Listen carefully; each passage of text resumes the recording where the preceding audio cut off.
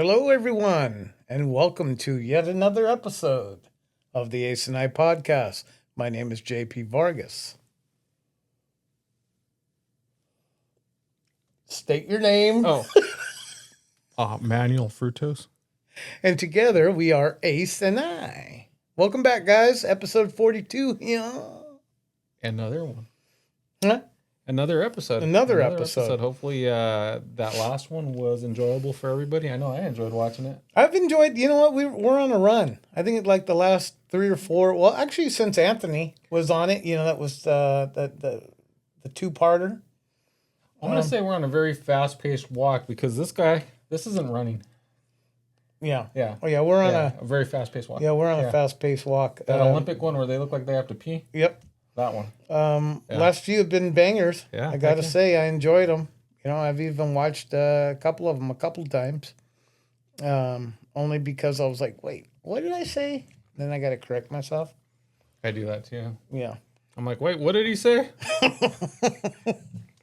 Anyway, welcome back, guys. We got another action-packed episode for you. Have a bunch of nonsense nobody really cares about until we talk about it. Then they're like, Yeah, no, speaking of nonsense, and there's been a lot of talk, you've been saying Naomi's about to wrap up her escuela. For her school. And some of you, this might be your first episode. Naomi is JP's wife. So,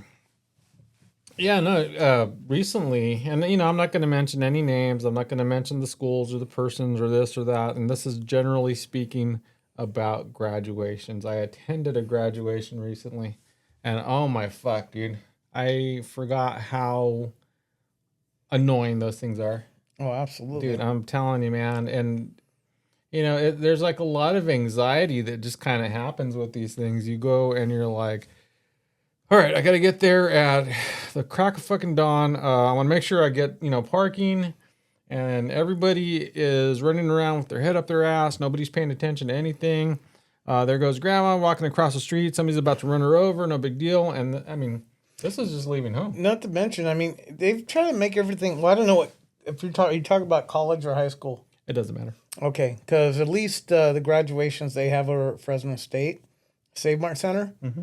It's fucking mayhem. Like, yeah, I've been to a few, and it's like, first of all, the parking is ridiculous. They have the shittiest parking there. I wish they'd build a couple parkades. Yeah. So like people aren't crossing the busy street of Shaw. Not to mention their traffic control is absolute bullshit because they want to funnel them in a certain way. I don't know if that makes a difference of getting into the parking lot, but you can only go one way in, one way out. Oh yeah. And it's ridiculous. Did it take you forever to get the fuck out of here? Honestly, I'm going to tell a story. Okay. Because it to answer you right now, no, it didn't. So get over there, park. You're like, I got to get there fucking early. I don't want to miss anything. Make sure you can, and so I've already learned, like, I'm going to park when it's like almost like a fucking strategy at this point. So the exit's down at the end.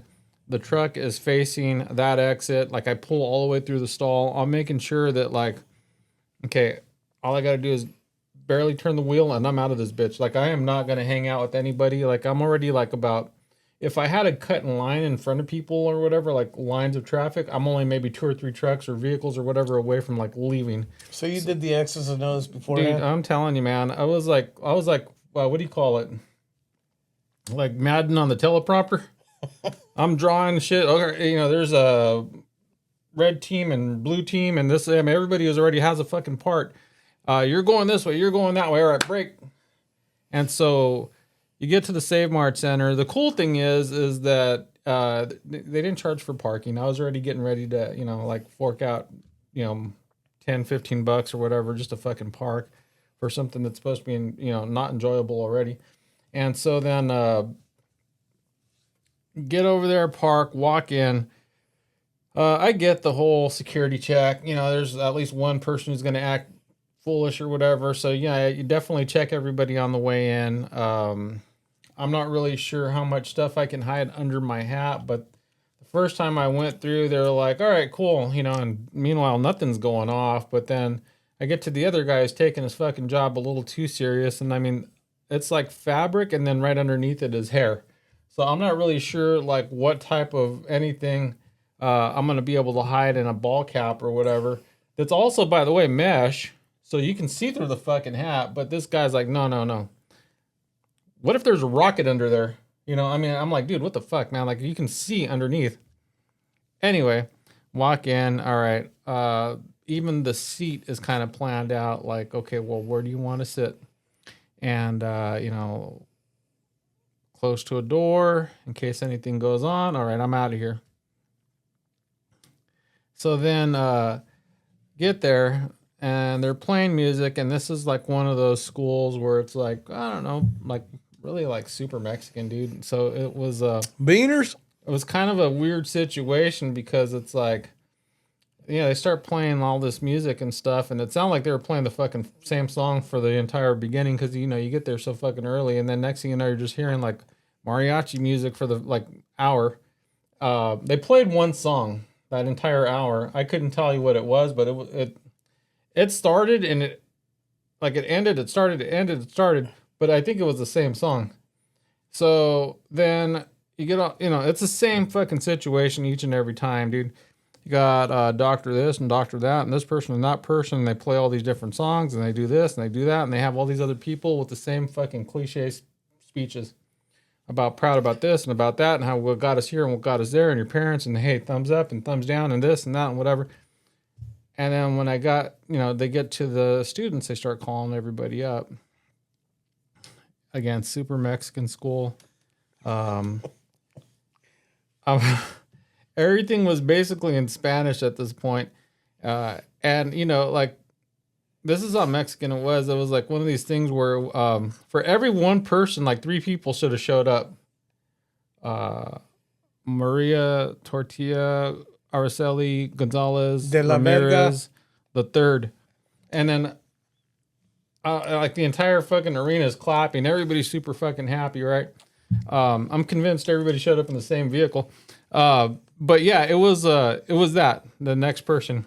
5 fucking names, 1 person shows up. 5 names, 1 person walks through. And dude, I mean, at the end of it, like you go for that one person. So really, if you can time it out and you can just go for that one person you're trying to see, maybe you might have a couple of people there, like a couple of relatives or whatever, you know, friends, family, whatever. You're there for maybe like 5 seconds. That's it. That's all you're really there for, because the rest of the stuff, you're just like hearing other people talk about whatever, and most of it, they're just talking about themselves. Doctor, whoever came up there and he's proud of whatever and whatever. But man, those things are fucking miserable. So Naomi's not missing out on anything. You're not missing out on anything. No, believe me. I know. And she wanted that feeling only because she missed her high school graduation. But no, I know exactly what you're talking about. It's like this over redundancy. Is that like an oxymoron? No. Is that statement redundant? But that is exactly what it was. But it like you said, it's all cliche. They do the same thing every year. It's the same song. It's the same people coming up.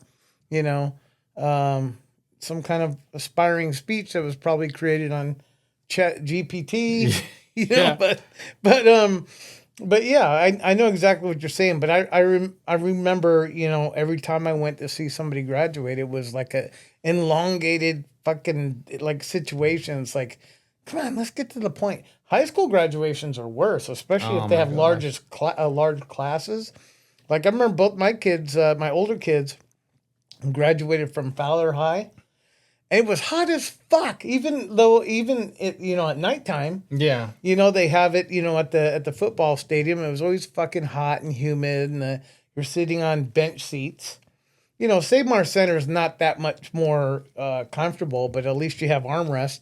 You know what I mean? You're still like this, but Yeah, no, that was it. But there are certain venues that it's just straight fucking trash, and you're so uncomfortable, and everybody comes up, and then when you have like the 5 to 10 valedictorians that all got to come up and they do a speech, these poor kids, like they have no idea what they're getting into, but they all have like a page and a half speech. It like you're like waiting forever.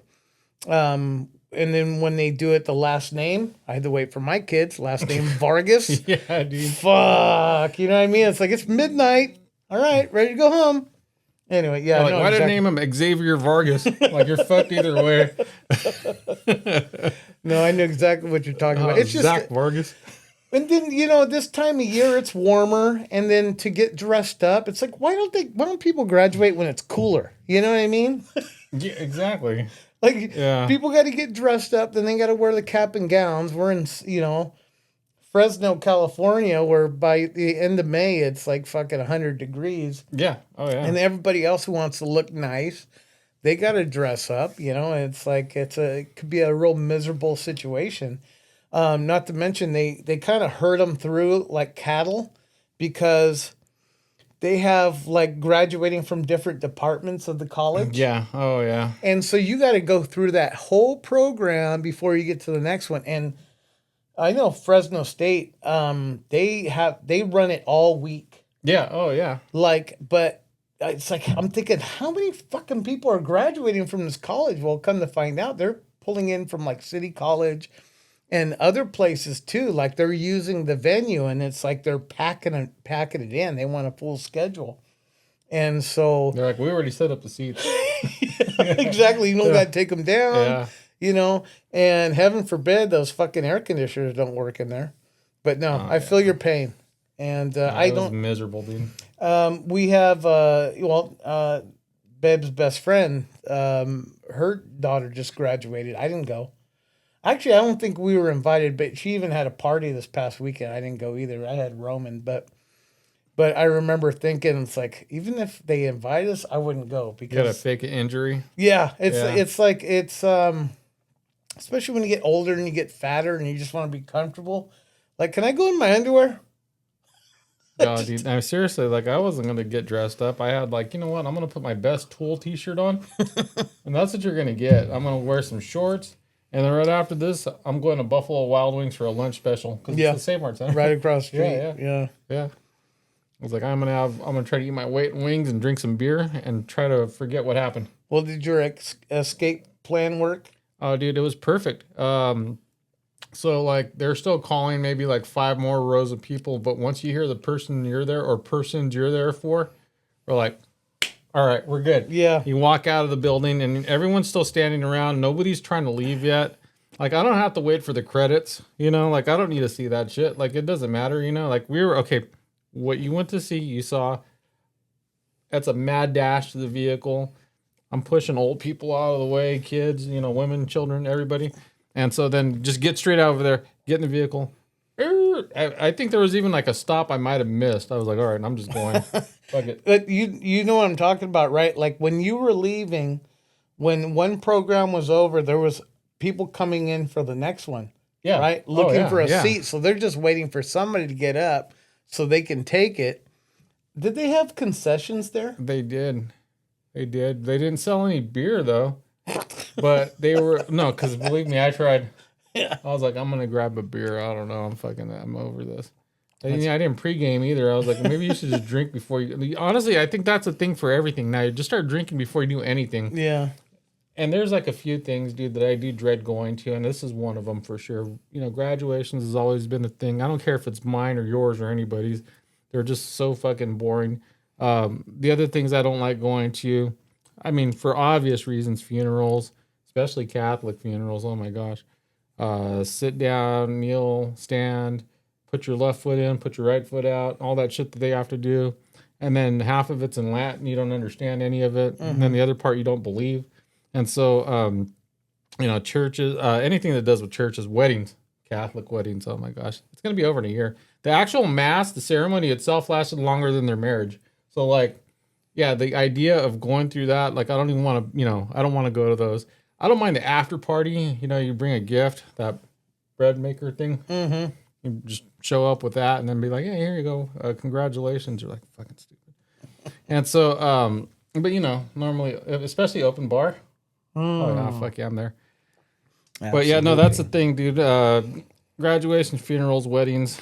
I'd rather go to your divorce. I mean, I'm pretty sure everybody's happy with that. But like, yeah, I don't want to be at a fucking wedding. Oh, no. So that got me thinking, like, what are other things like that were like you're just fucking dread going to, but it's almost like you feel somewhat obligated to be there. Like a kid's first birthday. Oh, I know. Right. Like I had my grandson's first birthday, and I found out last minute I was hosting it, right? And there was like all this shit I had to do leading up to it, and then I was like okay, given some other people did clean up and stuff, but ultimately like a week and 2 weeks later, I'm still cleaning up shit from that fucking party. So yeah, it's like, and was it worth it? You know, the kid's not gonna remember it. Exactly. You know? Had to meet another, the other side of the family, and it's like, people left shit there, and I'm like, I have nowhere to put this. Please take it. You know what I mean? Do something with it. Just little things like that. But yeah, kids' birthday parties, it's like I can care less about it. I guess that's about it. Anything that I have to host. I hate attending. Yeah. No, it's kind of rough, man. It's I think a lot of it has to do with like the planning of everything, getting stuff together or whatever, or having, I mean, there's like so much stuff that can go wrong with a lot of different things or whatever. And I don't know. For me, a lot of times just leaving home sucks. Like unless I'm getting paid to do it, I don't want to do it. Yeah, and then unless you're like getting wet, it's like you don't want to leave in the summer. Yeah, right? Like you said, I know you don't like leaving when it's hot. Yeah, no, I don't. Man, I like walking around in my underwear with no shirt, but it's not the most attractive thing in the world to show the whole world. So, it's like I'd rather do it at home by myself, and not have to, embarrass people or make them cringe. See me half naked. You're at the Chuck E. Cheese and they're like, hey man, where's your shirt? So. But yeah, no, exactly, dude. I was just, I was kind of over it. I mean, congratulations to all the people that graduated and that kind of stuff. And obviously the people that you're there to see, your own personal, whatever. But like, I don't want to hurt anybody's. This is like, generally speaking, these things fucking suck. You know what? Trinity, my daughter has our 1-year-old grandson. I feel bad for her. She didn't get to... She had a virtual graduation from high school because of COVID. Yeah. I mean, that was just fucking ass, that whole situation. It's like, that must be Babe and her and Trinity's luck, to have, go to schools that, something comes up or it doesn't have a thing, it's like, that's kind of fucked up. So, you people out there, I mean, we're complaining that we have to go through it, to watch them, but, you guys should really appreciate that walk, as they call it. Okay, so let's just go through this little thing right now. This is, this is what I'm picturing, right? Because we have the phone right here recording in front of us, obviously a camera. And so, we're doing this virtual thing where you're watching somebody else's graduation. Mm-hmm. And... this would be us at the fucking graduation watching whoever graduate. And we're both like at home, dude. Just, there she is. It's your kid's fucking graduation, right? Meanwhile, me and you, we're just holding fucking beers and, comfortable as fuck. We're like those two old fucks in the Muppets. Exactly, dude. I mean, I just picture that. Cracking jokes. You say, oh man, I feel bad for all those people that were, online graduation or whatever, the virtual one because of COVID. Meanwhile, this is what I picture. Congrats. Like, you're doing this from home. Like, better you than me. I struggled finding parking at your place. See what I mean? I was like, no, dude, I think, that was probably the best thing ever. If you told me that I could have just watched this shit online. Yeah, really. Just stay. Yeah. This is why we don't ask you to, like, hey, we need everybody to come over and watch the podcast. Well, everything's going online. I mean, in all honesty, no, but some of these venues, they need to create some kind of revenue, right? So that's never going to go away. But, but yeah, it's like COVID really fucked things up for a lot of people. So a lot of people, there's restaurants that they only do takeout now. You can't sit there. Yeah, you know what I mean? I think that you're looking at the negative part of COVID. Probably. Because there was like that you don't have to go anywhere. You have to stay 6 feet away from me, which was like pretty fucking awesome for most people. Because, dude, I remember going to Disneyland, and I don't know what it is with like the Chinese people, but they have like no personal space, dude. Like, I had a fucking Chinese backpack on me one day. Like I turned around, there was like somebody. I was carrying them the way fucking Luke had to carry Yoda. Mm-hmm. Yeah, I'm like, who the fuck is this? Like they were just that close to me. Like, yeah, I don't know why people like from other countries don't have personal space. 6 feet was awesome. So then there was like the yeah, everybody cover your face. So I was like, all right, that's cool. I don't care, whatever. I didn't really have to because I had a beard, so I just thought it was like a HEPA filter. Yeah. So I was like, oh, I'm not gonna get it, and then I did catch it, but Yeah. yeah, no, there was actually some positive stuff that came out of that. There was a lot of things that you didn't have. Dude, the curbside pickup was huge. You know, you go over there, you have somebody pull all your shit out to your vehicle. So there are some positive stuff. I mean, granted, the unfunny part of it is people died, but yeah. Yeah. I almost died. I know you almost did. I almost did too. But other than that, it was perfect. Yeah, it was awesome. Thanks. Yeah. Biden. Exactly. Anyway. So what's going on with you, man? Nothing. I only worked for a couple hours today. Only because it's Memorial Day. There's not a lot of people out there wanting Ubers. I don't know. Whenever there's holidays, the kids are out of school. Like there's a dip in the ridership, I guess you want to call it. The amount of people needing Uber rides. I mean, unless you want to work extended hours, just try to get as many as you can. But I did get 2 today. And one guy gave me a $9 tip, which is cool. This is a guy I picked up before. I want to give a real quick shout out to this kid. He's 30-something. I think I might have talked to him before or talked about him before. He works at the market. Mm-hmm. And, you pick him up way over east, like almost Clovis pretty much, and then take him all the way over to the market over on Herndon and West. But he's a good kid. He works in the kitchen. Anyway, I don't give out like the QR codes for my books or our stickers to just anybody, but like good writers where you're chit-chatting, you're having a good conversation. Mm-hmm. I'm like, can you do me a favor? Can you like promote this? And he's like, oh, fuck yeah, and I gave him stickers for Spotify and YouTube for the podcast. And I gave him a couple my QR codes for my books.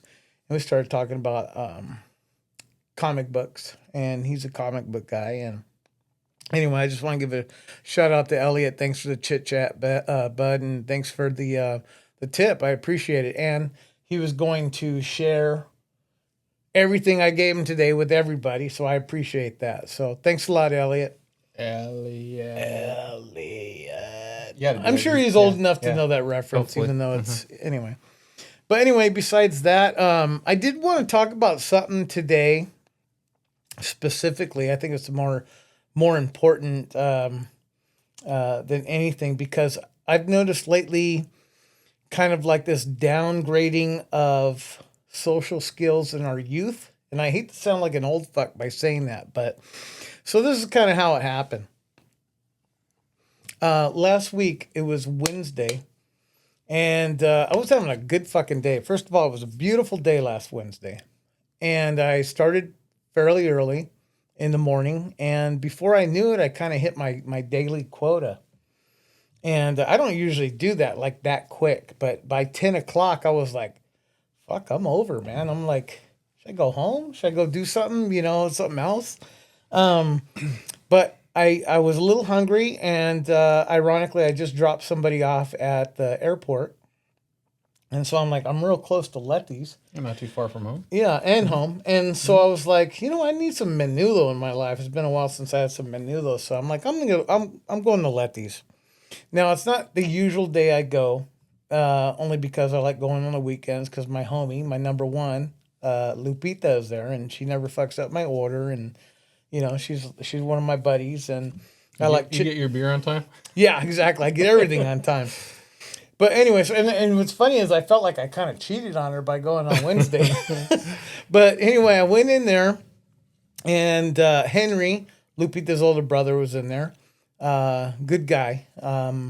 He's around like 30-ish, 31, 32 maybe. I don't know. His girlfriend was working with him, his love interest, Lee Bett, and she's like 29. She's going to school right now for radiology or something like that. But they go out there every once in a while. I'll see them. And, there was nobody in there. So either I beat the morning crowd or I beat the lunch rush, whatever you want to call it, because it was like right in between. So I kind of had the place to myself, and went in there and sat down, and just started bullshitting with Henry, and Libette's running around doing her like daily task or whatever, and Henry's sitting down, and he's either on his phone or he's putting together napkins. You know, they roll up the forks and napkins, and he's getting that set, shit set up. And we started bullshitting, and he was like, "Man, we started talking about his daughter, and his daughter started to work, at Letty's, here and there." And I'm like, "She's a really good kid, man, and she kind of walks like Henry too. I noticed." And I was like, seems real mild mannered, but she always looks so serious. Like she's not like, she doesn't have that the social skills, like the smile at people when they come in and stuff. Like she's learning it basically.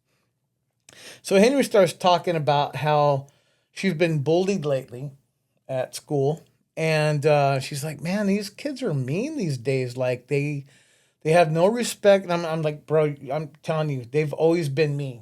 You know what I mean? It's like you're seeing it a lot more these days because these kids are growing up and they're like non-empathetic. It's like a hand over fist society, and parents have become complacent on disciplines. Like Henry's family, like Lupita, is only 23, but she can have a conversation with pretty much anybody. Fucking 80-year-old man, some middle-aged fat fuck like me, we can have a conversation. She knows how to have that, she could play the room, and Henry's the same way. They were just raised right. You know what I mean? So it's kind of like a slap in the face to him to see these other kids act the way they do. And, unfortunately, his daughter's a victim right now. And so after a while, we kind of going back and forth. Libette she chimed in and she said that this little boy came in selling candy bars. And the kid obviously had no social skills. He was just a little kid, but just the way he was interacting, I was like, there's no way this kid's going to fucking sell chocolate, being a little fucking asshole. But like, nobody wanted to buy candy. And so I was like, "Hey, can you give me change?" You know what I mean? And she's like, Libette's a very pretty girl, but she's got that edge to her. Like she's like, I wouldn't fuck with her. Like that's kind of personality she has. But the mother figure came out of her real quick, and she corrected him. So you can ask me nicely first and foremost. I'll see if I have change, but if I don't, you can go over there. Well, the kid changed his tune real quick, right? And then she helped him out the best she could, but she had to like correct him and then he changed his tune, but he really didn't know how to, interact. And so then we just got deeper in this conversation. I'm sitting there eating, they're working, and we're having this conversation. He was probably shocked that somebody actually checked him. Somebody called him on it, humbled him a little bit. And that's what we need, because I'm sure he's got some fucked up parent that doesn't, it probably disciplines him the wrong way, for one thing, doesn't teach him anything. And it's like, okay, you give candies to a bunch of kids. Like we had crash courses. I remember in elementary school, they give me candy and they're like, okay, this is how you interact. Nowadays, it's like, hey, go out there and make as much money as possible. And these kids don't know how to sell it, and they come back with melted chocolate. You know what I mean? Trying to sell them on eBay. Yeah.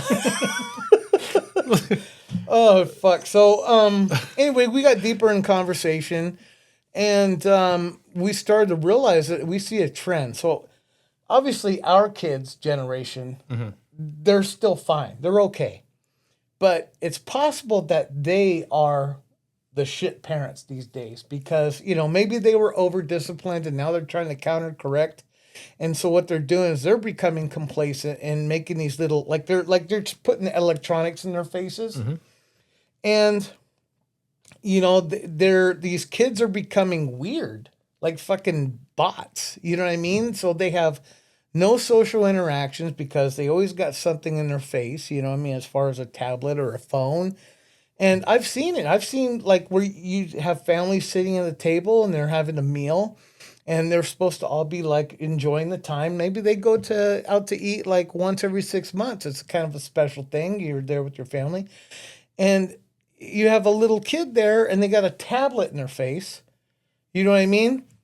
To me that's one of those shitty parents that are just so complacent with, teaching them like certain values and appreciate time with their family. It's like it's become a pacification. It's like, well, I don't want to interact with whatever they got going on. Here, just go take this. It's like leave it in the car. Don't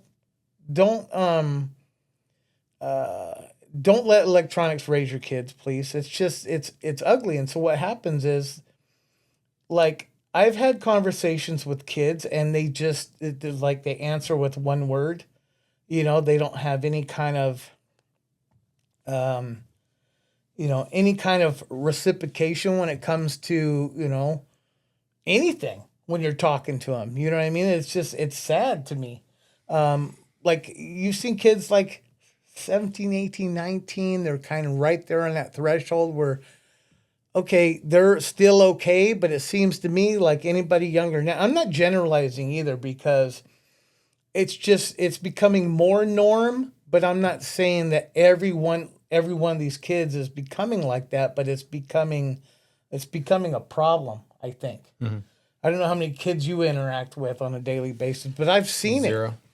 I've seen it. It's like things are kind of going downhill. That quality of social interaction. Now, there's zero interaction for the most part with kids. I don't really have to deal with children too much anymore. But just what you were talking about, dude, and bringing it back to that whole point you were making right now, at a crosswalk. So down the street, when I leave home, there's you see those bus stops and all the kids kind of just fucking congregate next to some tree or something. And then next thing you know, the fucking school bus comes by and picks them up in the morning. And I don't know how many times, dude, but obviously this is a bottle opener, but this is how they're walking across the fucking crosswalk, dude. And there's traffic coming at you, and you don't know who's stopping and who's not. But I'm watching these kids as I'm like pulling up to the crosswalk, and this is what they're doing, crossing the fucking street. And those of you that still do audio, looking down at their phones and just fucking, like not, you don't even look left or right anymore. Like, I don't remember as a kid growing up, you were taught to look left and right and up and down, look every fucking direction at this point, to make sure there's nobody coming, and don't trust people that are they gonna stop? Are they not gonna stop? Are they slowing down? Or is it safe to go? They're not even looking left and right. They're like dart out across. I mean, I wouldn't even say dart, dude, because it was like this fucking speed. Like, I have nowhere to be. Mm-hmm. I have nowhere to be. And meanwhile, I'm at a fucking crosswalk. Like, I get why people get run over, because I'm at a complete stop, but I want to run you over because you're fucking being inconsiderate. Like, walk. Like, get your head out of your ass, put your phone down, look around. You're going to get yourself ran over and cross the fucking street. And when you get to the other side, you're safe. Now go ahead and start looking at your phone, because you still got to wait for your bus or whatever. But it's stuff like that. And that it's not only when they're with the parents, but when they're by themselves, you see that and you're like, come on. Yeah, it's a little frustrating to watch, man. It's like watching a fucking train wreck in slow motion. Because that kid somewhere down the line is like, you ever see people that are just they're just laid back, and they don't, like, you and I are high strung, Yeah, right? no, We're sure. always worrying about some shit. And there's always that one guy that's like laid back, it'll be all right. I'll get to it, but, and then when the shit hits the fan, like something frantic happens, they fucking go into shock and they don't know how to react. Yeah. They're like, we're creating this, the kids don't have the right stresses in the world, Yeah. It's like, because they're not out there, they're not experiencing nature. It's bad enough they're in a fucking classroom for 8 hours a day, which we're not meant to be like that, right? They need to get out there and experience the world and nature and get sunlight and learn from physical activities, using their hands, and then you put a fucking phone or a tablet in there, and they're just fucking just dialed in to what's there. And they're all like weird. Like, they're just, yes, no, doesn't compute. You know what I mean? It's so Yeah. fucking ugly. And I got people in my family that are like that. You know, and not to mention, we've come to a certain age where kids, remember back in the day we all had chores, or groceries are here, go help whoever Yeah. unload the car. I mean, I've seen kids in my own family that don't do any chores. They don't cook for themselves, right? They barely wipe their ass on their own. And then you give them electronics and that's all they know. Sure, they're smart. They might get good grades. Fine, but what about real world, real life things and situations? Like you're setting them up to fail big time as an adult. Well, I know adults like that. Like, go to other people's places and see how they fucking upkeep, dude. Yeah, I mean, it's and just visit places and I'm gonna say this. It's not like I'm trying to pick on anybody that I personally know, but just going, with work and stuff, going into people's homes or going to different places or whatever. You're like, what the fuck? What happened? Like, did your house throw up? I mean, seriously, what fucking happened? Because it was like a fucking mess. yeah. And it's like I understand the hoarder situation or whatever, that's supposed to be like some kind of illness or whatever, and they're just like not gonna ever stop that shit. But like other people live so fucking dirty, and I'm like, oh my gosh.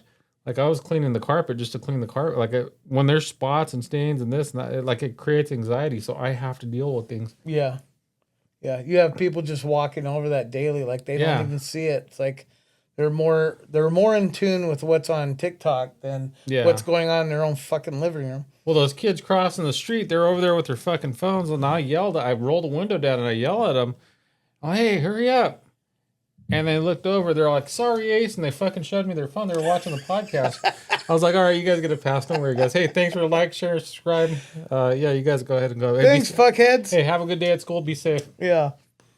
Anyway, yeah. So but I got to tell you that conversation I had with Henry and Libet was very rewarding because I think about this stuff all day and I feel like just some old fucking grumpy old man that it's like I don't know anything about the youngsters these days. Blah blah blah. The old guys in the Muppets. Yeah, but like Henry and Libet, they're like around 30 years old. Uh-huh. And it's like it's refreshing to know that at least somebody younger than me feels the same way and they have different aspirations and goals for their own kids. And they want them to, have better respect for their elders and to, talk in complete sentences, when you're talking back with other people, it hurts my heart to see kids not, it's not their fault. It's their fucking parents that don't give them any kind of foundation to be successful in life. And I mean, shit, even my mom whipped my ass, but she was like on me about different things that I'm appreciative at least of that because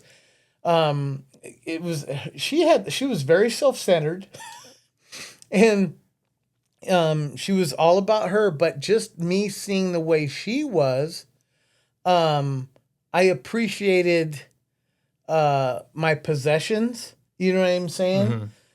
Because man, she was getting me fucking like clothes from the 70s when I was in the 80s. So I was always dressed like a fucked up kid. You know what I mean? Leisure suit. And she had like a closet full of just fucking tons of clothes. And I was wearing the same shit. Like I'll wear the same outfit twice in 1 week. They're staying alive. Yeah, exactly. I was wearing fucking corduroy bell bottoms in fucking 86. Yeah. So, I mean, she wasn't the best parent, but at least she was like, nah, turn that fucking TV off. Did you do your fucking homework? It's like she gave me that fear of consequence at least to where I'm like, okay, my mom's going to whip my ass if I don't do this. So I would throw the trash. I was the one who fucking cleaned the house back then. Sometimes I would cook for myself. I learned so much just from being a latchkey kid. And just that fear of consequence. So, but these kids nowadays, it's like they got everything handed to them, you know what I mean? And they have no idea what real struggle is. And what's funny is it's like, it's a generation that is going to be high on the suicide rate because they don't know how to handle the simplest of shit. Like, oh, he was mean to me. You know what I mean? It's like, fucking really? It's like, I was bullied. I was a bully at one time, and I was bullied. You know, I was beat up. I got in fights. You say something wrong to these fucking kids, and they're like crying to their mom, and everybody needs to go to therapy. It's just like everything's so fucking stupid. Yeah. And what sucks is these kids are getting soft and they're getting stupid because, well, it's a different type of smart. It's like, okay, that's good that you know all this based on this, but have you ever applied it into a real life situation? And it's like they don't know what to fucking do. You know, they can barely fucking, like I said, wipe their ass or pick their nose without, you know, somebody else helping them. So it was just sad. But I want to give a shout out also to Henry and Libet for that real deep conversation we had. It was nice to see that, you know, there are younger people out there that are that are linear.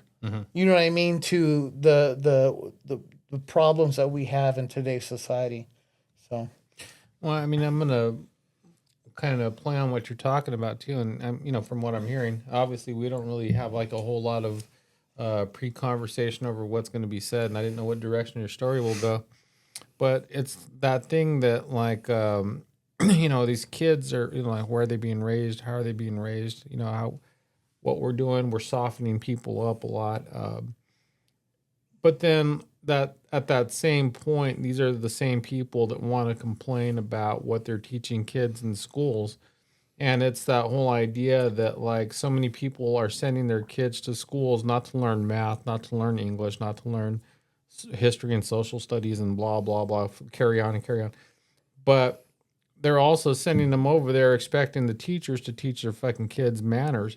And it's kind of funny. So you send them to school with zero fucking manners, and then you're like complaining when they're trying to teach pride and this and that and whatever. So it's like it's one or the fucking other. Now, if you don't want them teaching certain things to your kids, well, let's start with the manners. So that way your teacher can focus on teaching what they are getting paid to teach, not fucking showing little Johnny how to fucking behave. That's a problem. yeah, you know, it's unfortunate. There's a lot of people out there just send their kids just because, hey, I got to work for 8 hours. I need them to go to school, so they're babysitting them basically. And then these poor teachers, I don't know why you would go to school to be a teacher these days, because like you get all the responsibility and no power, because as soon as you try to give any kind of, you know, constructive criticism or, hey, sit down, you little fuckhead, and these kids are like yelling at them, they're fucking hitting them and everything. Heaven forbid a teacher should raise his hand back in defense. Sometimes these little assholes get beat up by their fucking teachers. And then what happens? The parents and the administration, people above them, right? The school board and whatnot, they're not defending the teachers. They're defending the kids. You know what I mean? So it's really unfortunate that that corporal punishment, they call it corporal punishment. It's like, not like fucking kids are getting death penalty. They, you know, they're not getting whipped by the principal anymore. Back in the day, I got my ass whipped by the principal when I was in elementary school, and I fucking I appreciate it now. But these days it's like, no, you don't do, like, my kid didn't do nothing. You know what I mean? Yeah. Like one of those things, like, come on, you know your kid's a little fuckhead. Yeah, it's a little asshole. Yeah. So Well, it's like, there is a teacher though that can still fuck you up. Don't forget who? your PE teacher. Oh yeah. They don't give a shit, dude. But even then, it's like, oh, run another lap. All right, yeah, sure. And then they walk and they hide behind the. No, they'll fucking throw a fucking like one of those Gatorade jugs at you. Like I've seen it. Oh yeah. Yeah. Oh yeah. Yeah. No, they're the teachers that are still like all like everyone else has to follow the rules, but your PE teachers can still fucking hit you. Well, Yeah. I'd like to see And a you lot can't more even, of that. Yeah, you can't even complain, dude, because you'll go back and tell your parents like, well, what did you do? Yeah. Yeah. But it's Yeah, try. You miss a fucking tackle, see what happens. Anyway. yeah, so it's sad. So if you're just giving your kids the electronics to pacify, first of all, stop giving them everything that they fucking want. Stop making every goddamn meal for them. Let them learn how to make it themselves, right? It's like, and then when that shit hits the fan, I keep using that metaphor. It's like, what I mean is, and they're in a situation where they should have the sense to correct it.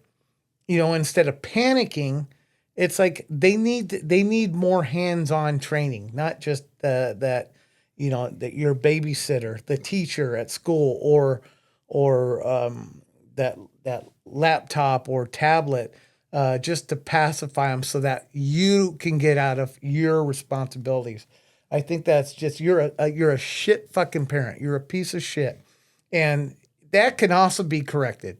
You know what I mean? It's like get more involved with your kids and stop doing the things that are really downgrading their success, their future success in life. So anyway, it just fired me up, when we were having that conversation. I left that restaurant. I was happy I had that conversation, but I was really fired up about it because I see it in kids today, kids I know, and it makes me mad. I'm glad my kids were disciplined. And, I wasn't perfect. I wasn't a perfect parent at all. I made some mistakes, and I have regrets, but at the same time, I think I gave them enough of a catalyst to learn, at least on their own, at least try different things and not be afraid to fail, So anyway, it's a touchy subject for me, but yeah, if I can reach out to anybody out there that, maybe you're just having a kid for the first time.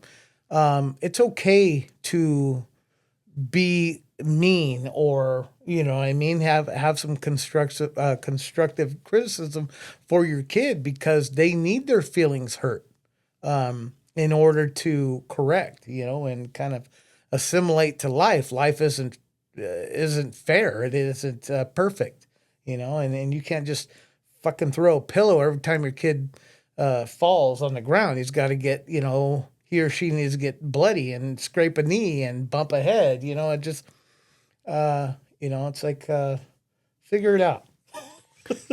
I think the thing is like when it comes from a parent, and I know, like you're saying, having, regrets, things aren't perfect or whatever. And I mean, I still make mistakes and, sorry, Mike, for everything, like I've done my best, I've had to, you're always kind of learning on the fucking go. Like I didn't know what to do to be a parent or whatever. And, I just, my biggest goal in life was like, don't fuck this dude up. You know what I mean? Like I want to make sure he's successful because, I'm like, whatever, I don't care when it comes to me, but, making sure that my kid is, like not a piece of shit, not, a fucking drain on society or, whatever. Like, I just want to make sure that you grow up, you have a good life. Don't make the same mistakes that I've made. Do better than me, be better than me. And he's already doing that anyway. And, and I'm super proud of him. I've said it several times or whatever. It's that's my goal as a parent, and I know I've fucked things up, here and there or whatever, but shit, I'm only human and I try my best. But, again, you do fail sometimes, like, what you're talking about. You try to bounce back from that and do better the next time or whatever. Mm-hmm. But I think that's just the thing is that at least we have the decency to know that we fucked up. You've recognized it and you kind of move on from there. Try not to make the same, stupid mistakes that you've made in the past or whatever, because after a while, it's no longer a mistake. You're just an idiot, right? Yeah, that's absolutely. what it turns into. And Yeah, go ahead. No, I was just going to say that the most important thing is no matter how many times you make a mistake, you know that your kids are going to make multiple mistakes too. The best thing you could possibly do is continue to be supportive. And every mistake that they make, don't fucking ride them hard, like they're some stupid asshole. Let them know, okay, this is what you should have done.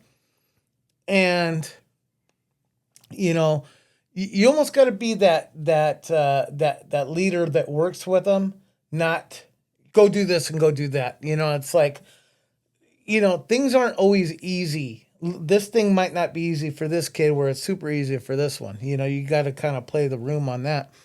Where if you could see a kid is struggling on something, whatever it is, don't make fun of them about it, because there are 50 things that you weren't good at and you didn't like when people pointed out every 5 seconds. So shit, I had 60. I probably had more than that. Yeah. But it's like you take the kid by the hand and said, look, you know what? this is what I would do, but we're gonna figure it out together, right? Let's figure this shit out. Let's correct it, or at least get on the right side of making it better, right? So it's like um, some parents just ride their kids a little too hard, but there are others that don't ride them at all, Mm-hmm. and it's important that they have like that balance, you Yeah, know. there has to be an in between somewhere. Yeah. Yeah. I've never liked when parents like made fun of their kids for doing a certain thing because you have no idea their brains aren't fully developed until they're like when in boys they're not fully developed till probably mid-20s and you are fucking them up Oh, if shit, you're mine like barely did it last year. I You heard mean, the show. but it's like even like women they mature quicker but they're a lot more volatile, right, in the brain. So it's like you pick first of all you got to think of it this way. If you're their parent, they're looking up to you like you are the pinnacle of everything they're inspired to impress or your word is gospel, right?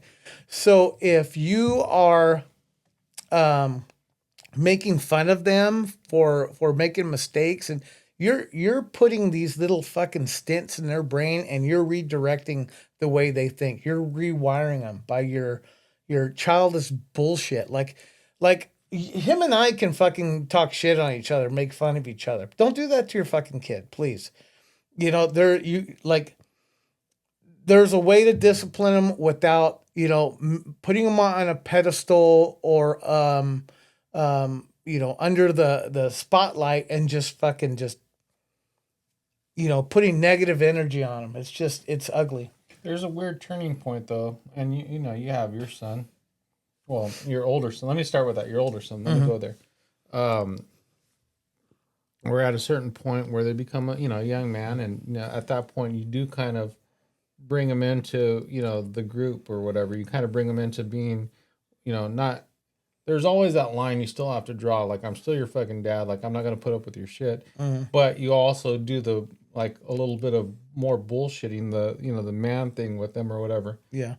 You want them to be fucking soft, so you do that stuff. So but there is a little bit of that later on in life. In the beginning, yeah, you still gotta fucking hug them. Oh, absolutely. Mm-hmm. Yeah, that love should always be constant. It's it's a balance. A lot of people don't know how to what's the word I'm thinking of? Like certain people were raised a certain way. If they were raised like and their parents were totally ineffectual and maybe they picked on them from day one, it's like that's all they know. I can understand that how parents can be a certain way and treat them a certain way, but at some point you gotta get old enough to realize, you know what, I want to kind of break the cycle. You know, it's unfortunate. There's a lot of kids out there that see shit from their parents, like going back and forth, and you know how there's fucking baby mama drama, baby daddy drama, and they're acting a certain way with each other out of selfishness, not realizing what their kids see, and those kids take that with them. It's an ugly cycle. It's like you just wish, man, I wish they had implemented some kind of system to where like, nope, you guys can't have kids. You know what I mean? Go ahead. Then you'll have all those people talking about no kings. No, just kind of bringing up what you were talking about right now, and it's like you've seen what your parents have done, right? And there was good and there was bad, right? There was the good part and the bad part. Whether it was your mom, good part, bad part, dad, good part, bad part, and you've taken both of those. And when you became a parent, you like had to pick and choose the parts that you wanted to do to not continue to do the good part and the bad part. Whatever amount from both sides that you decided to be as your parent, as you're a parent. I know I've done it. You've done it.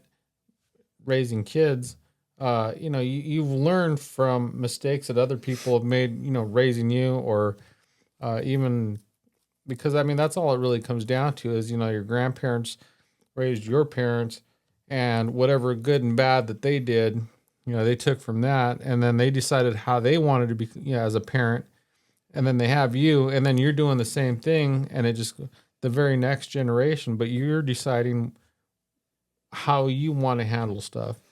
And I've seen, like, in my situation, and there's been a lot of shit in my situation that I don't even talk about, but I've seen the good and the bad, and I've seen what I want to do and what I don't ever want to put my kid through, and that's how I chose to raise my son.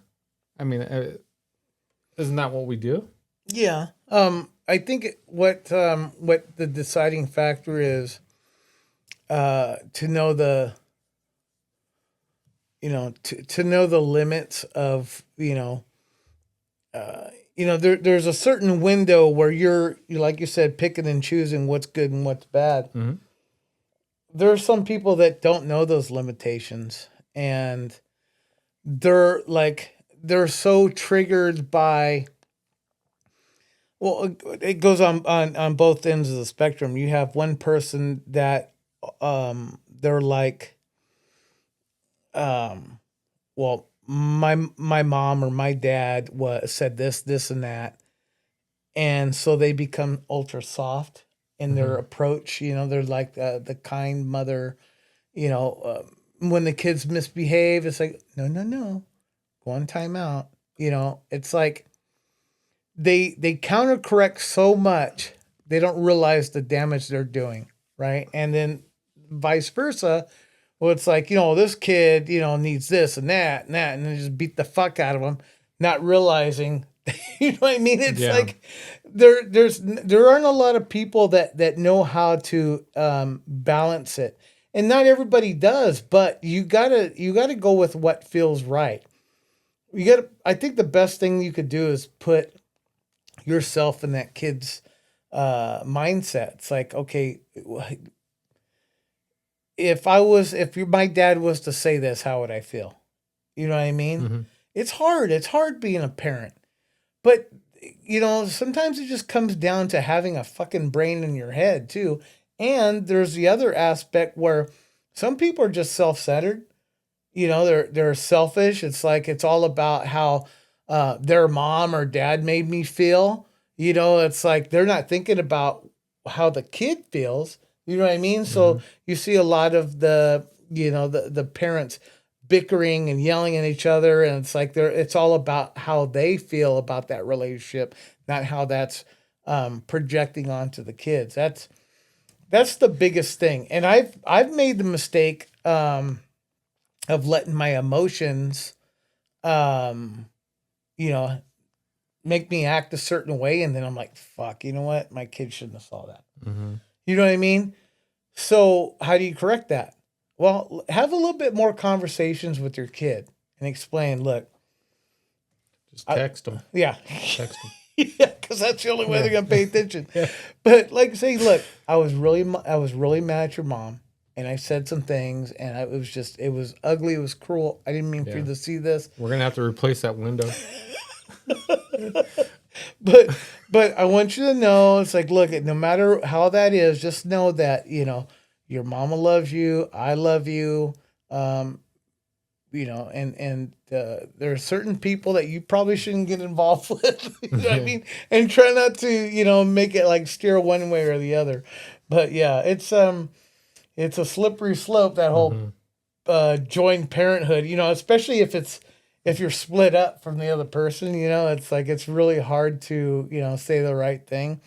But I think my biggest thing is making that kid understand that you're a supportive role, not, the judgmental one, like overly judgmental, not the one that's going to talk shit and make fun of you in front of everybody. You know what I mean? Because they'll never trust you if you do that.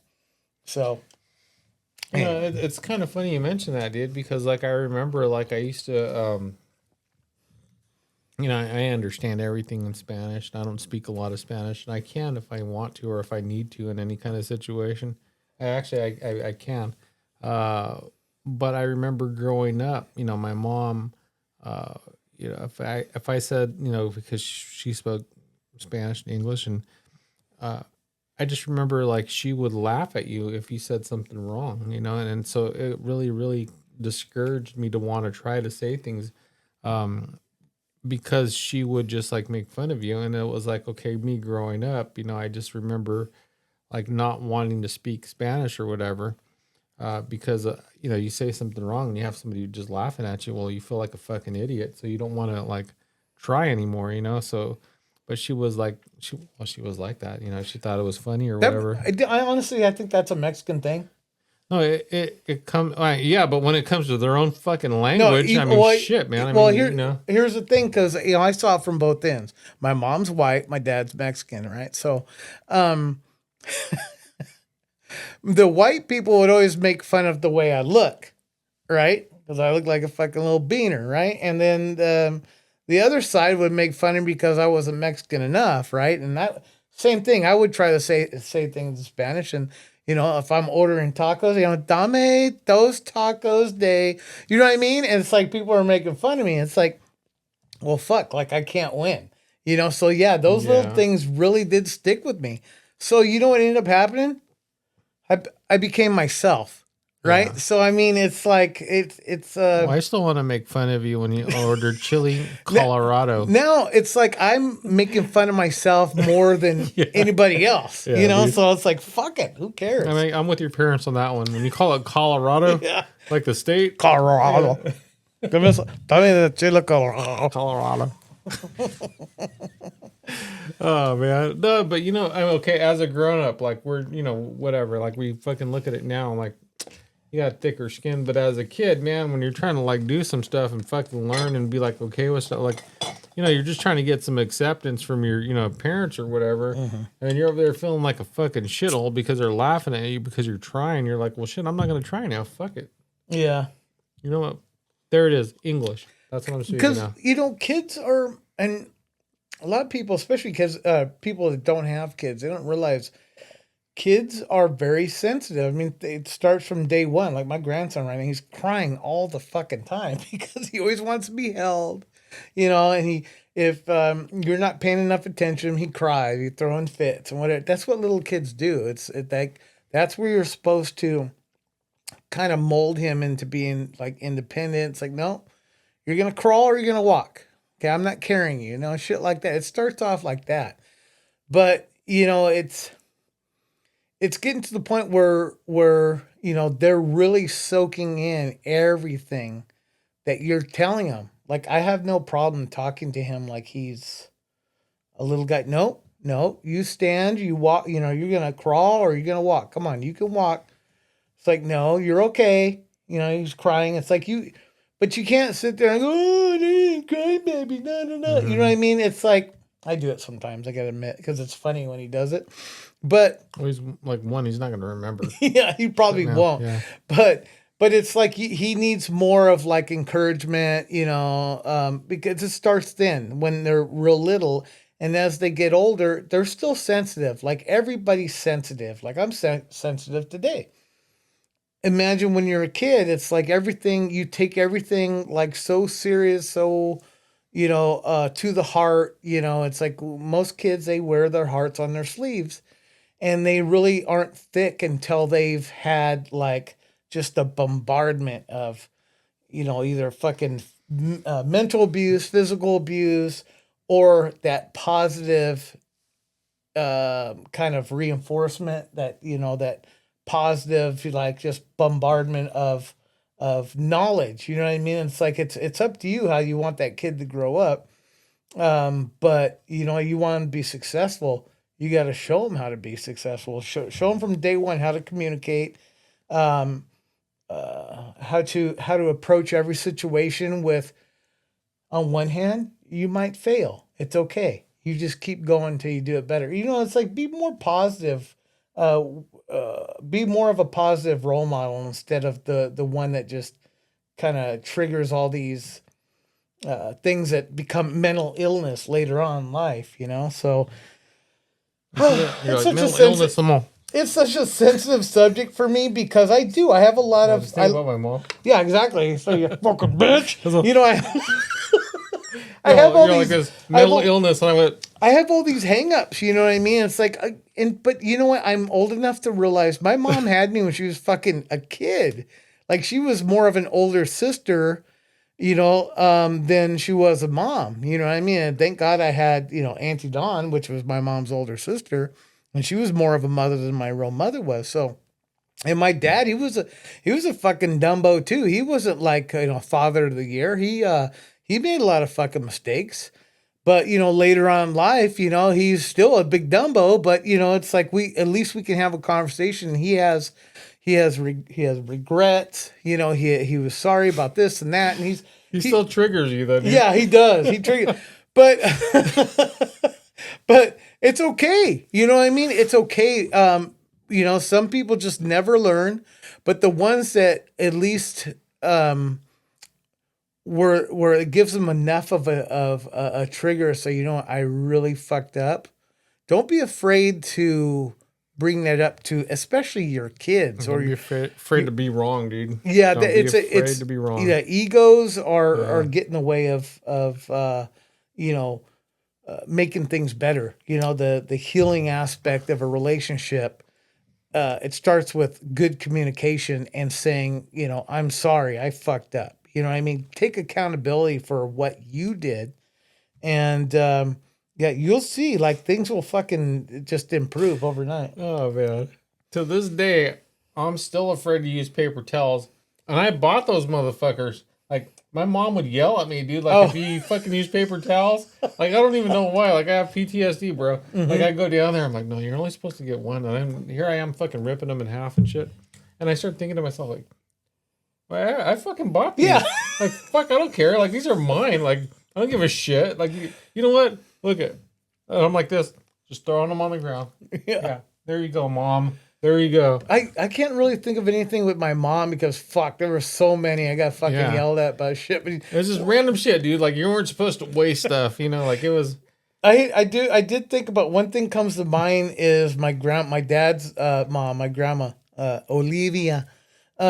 She used to send me to fucking Dakota Market, which is like a fucking mile away from where she lived. Yeah, maybe it was a half mile. Seemed like fucking 10 miles, but she would send me there for with a note, like to buy Salem 100s, Yeah, and the note to and get cigarettes. just fucking all sorts of shit. And they knew her. Everybody Yeah. knew fucking Olivia, or Oli.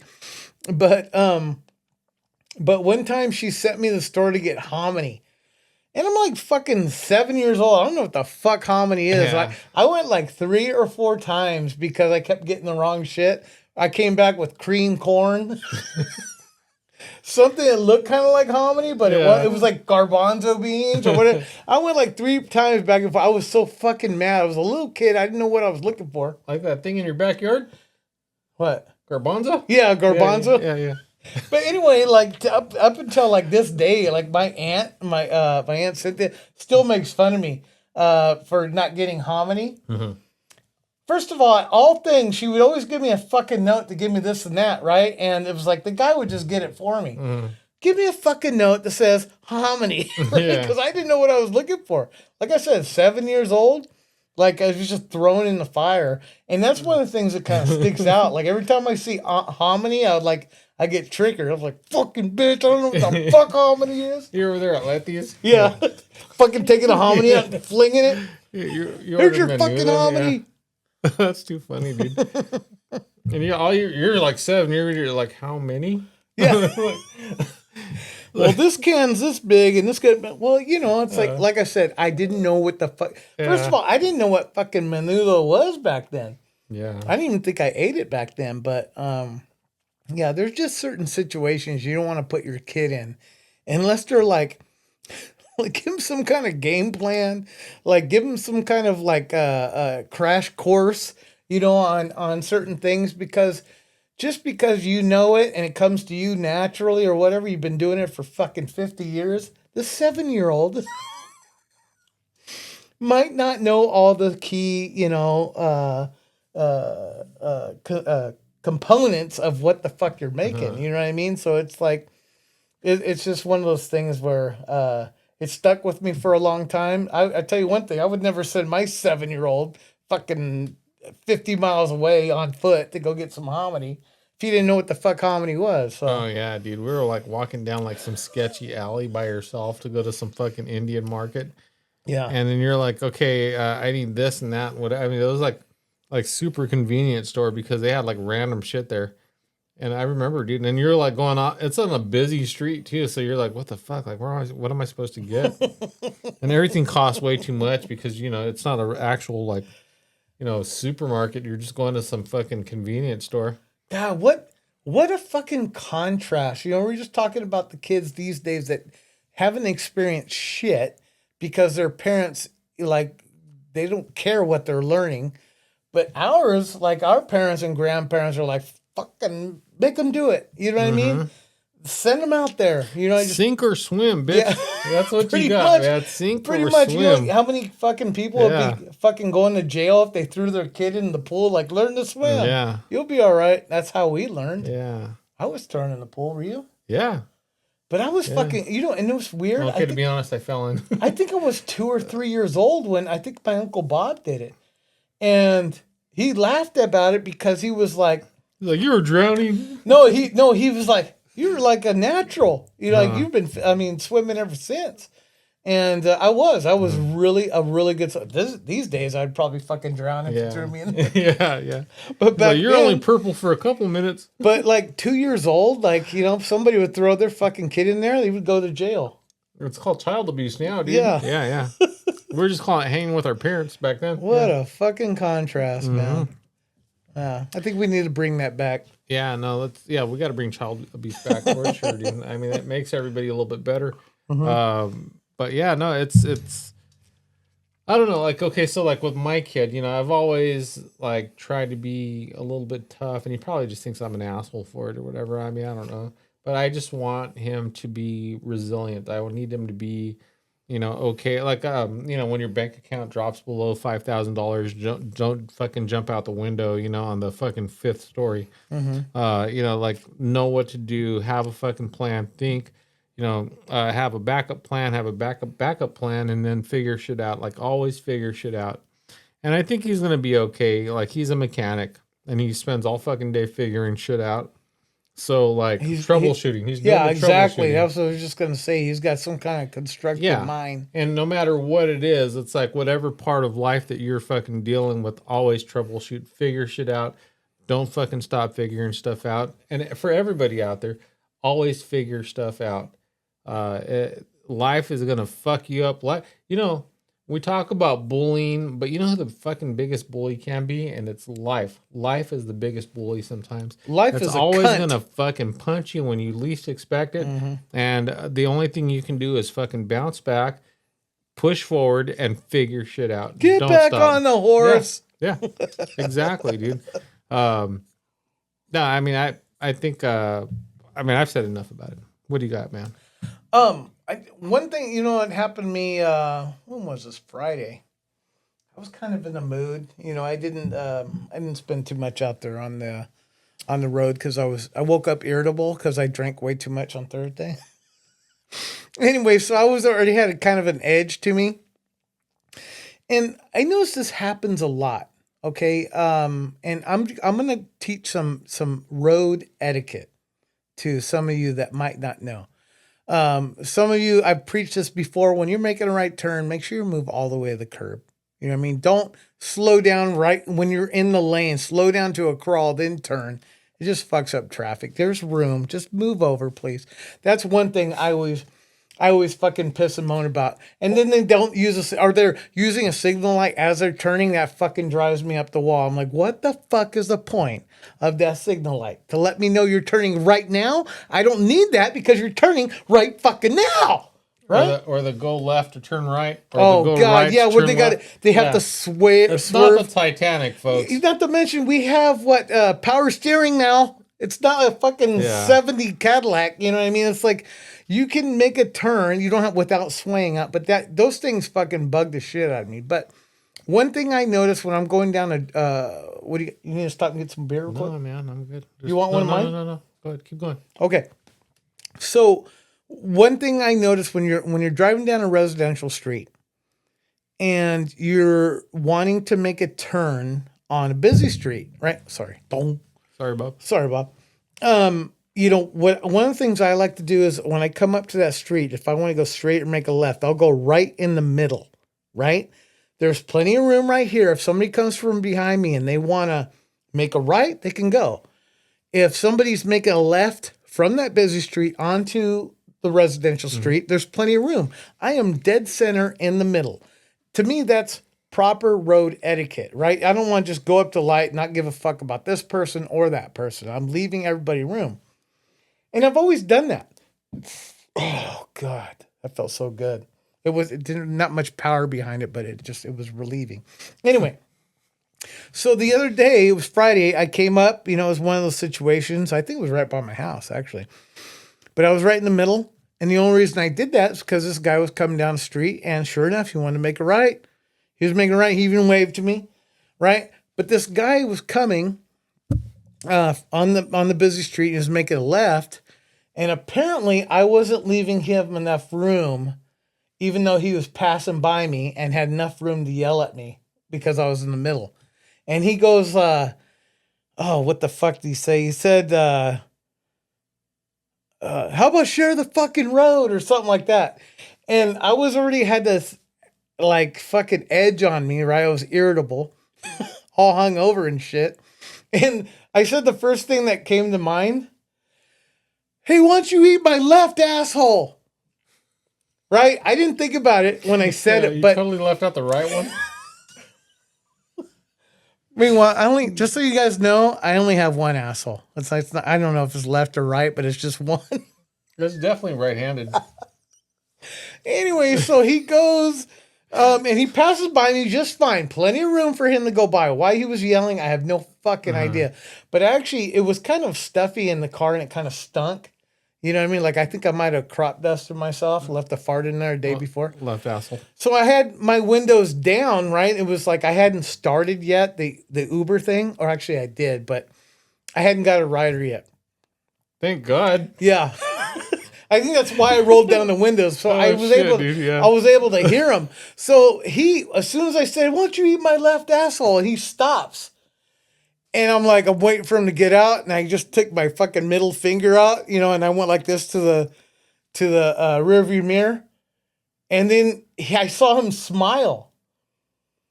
And then he just fucking took off down the street. It was Mark Rendon. And so I was thinking, I was thinking about what I said. Why don't you eat my left asshole? Yeah.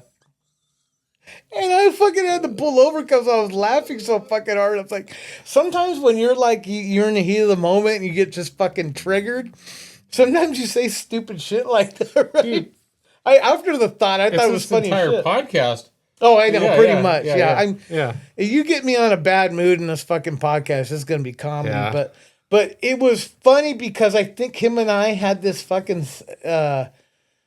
we had this fucking moment where, I don't know what the fuck, why you fucking said that, but it was fucking funny.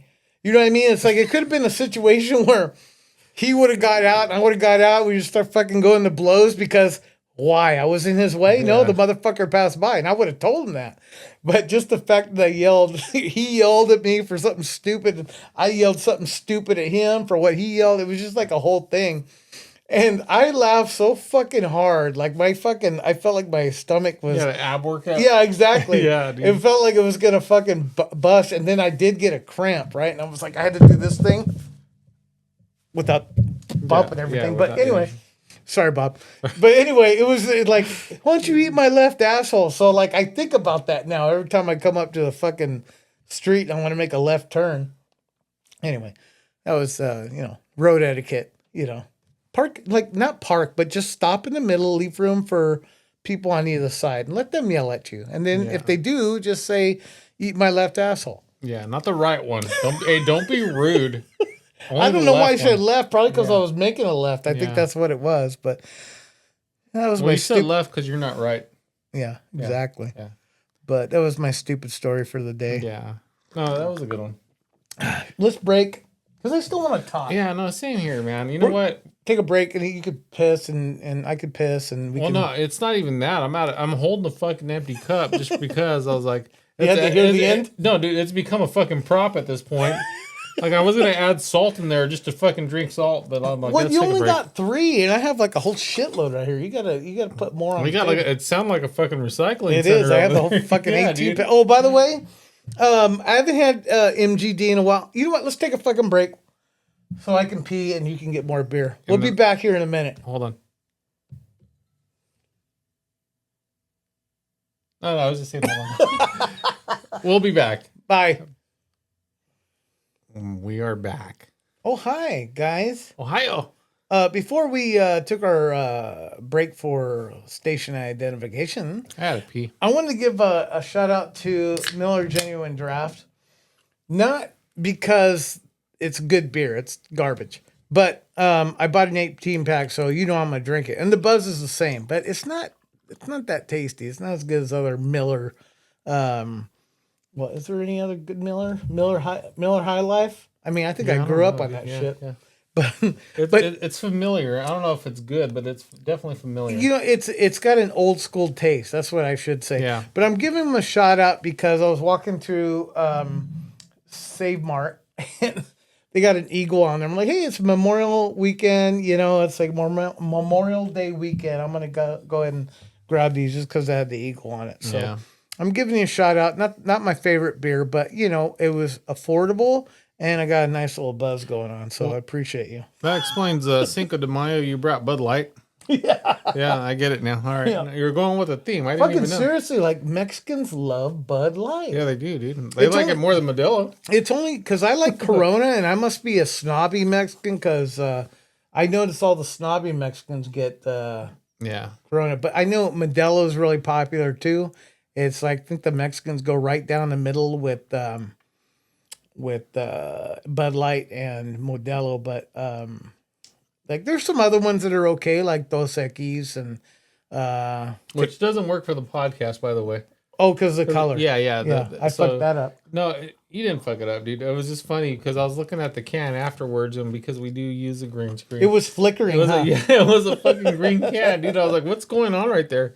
But you know, there is a way to fuck up a Corona too, because I've gone to restaurants where you have like a Corona and then you have like shit like this just hanging out of the glass, dude. There's like a fucking celery, a fucking chicken, what do you call it? Hominy, just on the fucking rim of the fucking glass.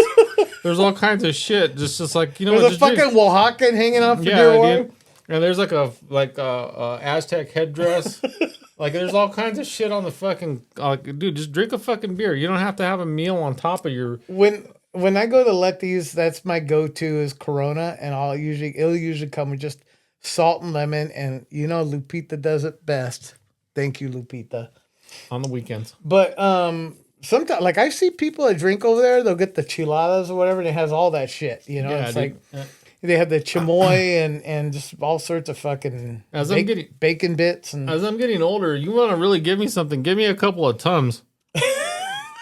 Just put 2 of them on there right here. You know what? Even on a napkin on the side, because I'm gonna have fucking heartburn anyway. Well, I mean, as much as they charge for those fucking drinks, it's like they better come with a lot because that's like your meal too. You know what I mean? It's like a Yeah. beer and meal. You got a fucking olive, celery, fucking chamoy, a shrimp. You know, it's fuck yeah. And they're like, this is how I $15 get my for that vegetables.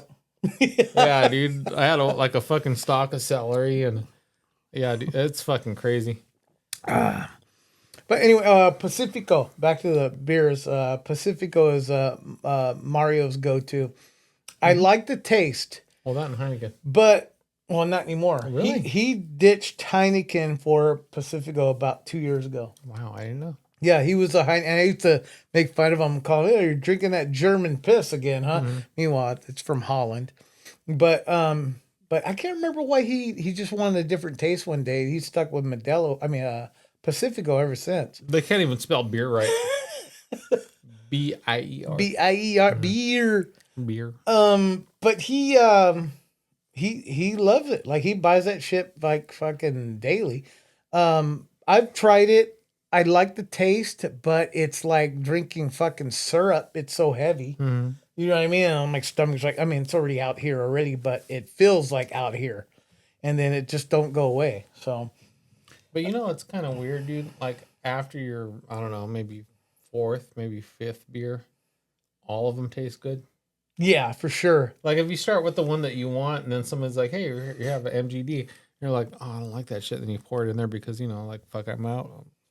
All right, and then you start drinking, and you're like, "Hey, this is pretty good." But if you start with that one, it's not. You ever meet the people that they don't like the thick like Guinness type? Oh yeah, I love Guinness, but it's the same thing. It's so thick, you're like. yeah. No, you get really full off of those. But people talking about the taste are like, oh god, that's fucking horrible. But it's one of those like every time, like every taste, it gets better and better. Like your taste buds adapt to You do it, the smooth. and then you're like, fuck, this is so good. Like I drink Guinness through a straw. I don't give a shit. But I'll have a Guinness every once in a while, but I won't go more than two because they're just so fucking thick. It's like I wouldn't get drunk, god damn it. Like you get a buzz, but then you feel like you got to be rolled into bed. You know what I mean? Well, any porter or stout, well, especially like porters, they're like normally a little bit like thicker. They're more filling. It's just one of those, like one or two has to be the limit because they're just too filling. Yeah. But I mean, they're good. I just don't like when you get like a stout and some of these like local breweries that try to do all kinds of fucking fancy shit and they have like chocolate ones and fucking birthday cake and all kinds of other shit and it's fucking like super sweet, dude. Not only that, but it's like super sweet and it's just like, man, that just like fucking ruins it for me. I can't have stuff that's like all sweet. Dude. What I'm is trying to get diabetes with my fucking beer, the adult onset you diabetes. see Newcastle anymore? No, actually I haven't. I haven't seen Newcastle in forever. I'm like, Yeah. fuck, I used to love Newcastle because it's a darker beer. But I think ever since Sierra Nevada came out, it was like to me they taste the same. Sierra Nevada and Newcastle. But yeah, I'm like, I was thinking, man, that was one of my favorites when I first started drinking, and I haven't seen them around forever. Dude, Killian's, remember that? Oh, Killian's Irish Red. The red beer. Yeah. It was actually red. That was a really good beer. It was. Yeah. They have those still. I think I saw that over at Bevmo one day. And I was like, oh, Killian's. I'm not sure if they still have them, but the pool hall right there on Blackstone and Sierra, they have it on draft. Oh, really? I went to a pool hall like years ago. It was the first time I had Fat Tire. And that's one, it's ironic because that first taste, it's like drinking beer out of a tire. Yeah. That's what it tastes like. But it gets better and better and better every time you drink it. Fat Tire I actually like. It's that initial couple sips that really fucking slaps you in the face. In my teens, my go-to was Foster's. Oh, yeah. I still love Foster's. I'll get the big ass fucking cans. Yeah. Like, I don't think they come in a small can. no. You get a big ass can. That's it. I haven't got them in packs. They always sell them in individual, whatever the fuck they are, 20 ounces. It's kind of weird, dude. Because now that we think about it, like I've never seen like a 12-pack of Foster's because it's just that big ass fucking can. Yeah, you get the individuals. Yeah. And they got the blue can and the green can. Yeah, and which I like both. I like the blue a little bit better, but I'm a blue. But I'll drink the green too because they fuck you up hard. Well, by the fourth one, I'll drink a green. I won't even look it up. Like I say, hey, this is good. You're like, no, I'm thirsty. That's all right. Yeah. Hey, wait, did you hear that? That's how I am. Yeah. By the fourth one, yeah, I'm all fucking tripping out. Like, wait, what's going on? Anyway. Going back to the shout outs real quick. So hopefully, and I'm not sure if he's listening or not, but he's been wanting to check it out. We talked about it one time, and he was Alex. No, not Alex. Yeah. Alex. You wait your turn, Alex. Alex is coming up here pretty soon. Okay, we're gonna figure that out. Sorry, I jumped the gun. Go ahead. No, there's a guy named Joe. I'm not gonna give last names or nothing like that, but Joe. And it sounds like it could be any Joe. If you think it's you, that's exactly what I'm talking about. No, that actually specifically speaking about this guy named Joe. He's a Marine veteran, pretty cool dude. I've Simplify. Yeah, no, he has worked a few different places. He was, when I was working for City of Fresno, I didn't realize he had worked for City of Fresno, and then he went over to Madera. And he's now since retired. But when you hear like, the military guys or whatever, and he was like a fucking career like Marine. And so, when you sit down and you hear like these people talk about they have so many fucking stories, man. And just to like hear any of the stuff that they have to say is like fucking pretty cool because like, dude, it makes our lives super fucking boring compared to the stuff that they've been able to see and do and experience. Mm-hmm. And sure. so, and two, this will be out on a Wednesday because here's one more thing I want to bring up, and I'm going to actually kind of tie in two different stories. We're recording on Mondays. I'd like to have some consistency. I text JP the last week when we started recording on Mondays. When you brought up, Naomi talking about, not having the podcast ready or whatever. First of all, Spotify is shit. Fucking Spotify. YouTube has been doing videos forever, so I'll go upload a huge YouTube file to, the podcast over to YouTube. They get everything, they take it all, and they put it up there, and it's ready to go. I can schedule, let's say tonight, tomorrow night, which will be Tuesday. Everything will be scheduled for Wednesday, 8 a.m. And I'll be at work, and sure enough, 8 a.m. Wednesday, hey, the new episode's up. I'll do the same fucking thing, upload everything to Spotify. Hey, Wednesday, 8 a.m. And I'm like, well, where the fuck's the podcast? And so what I'll end up having to do, and I've said this in the past, and this is just all like fucking, behind the scenes technical shit or whatever. I'll re-download it from YouTube because they compress everything, and I'll have to upload it to Spotify. And then again, another fucking day later, it'll pop up on Spotify, and then you guys can watch it. I don't want to give up on Spotify because we do have, for one. I did. For one. I am all YouTube now. Honestly, I do watch it on there.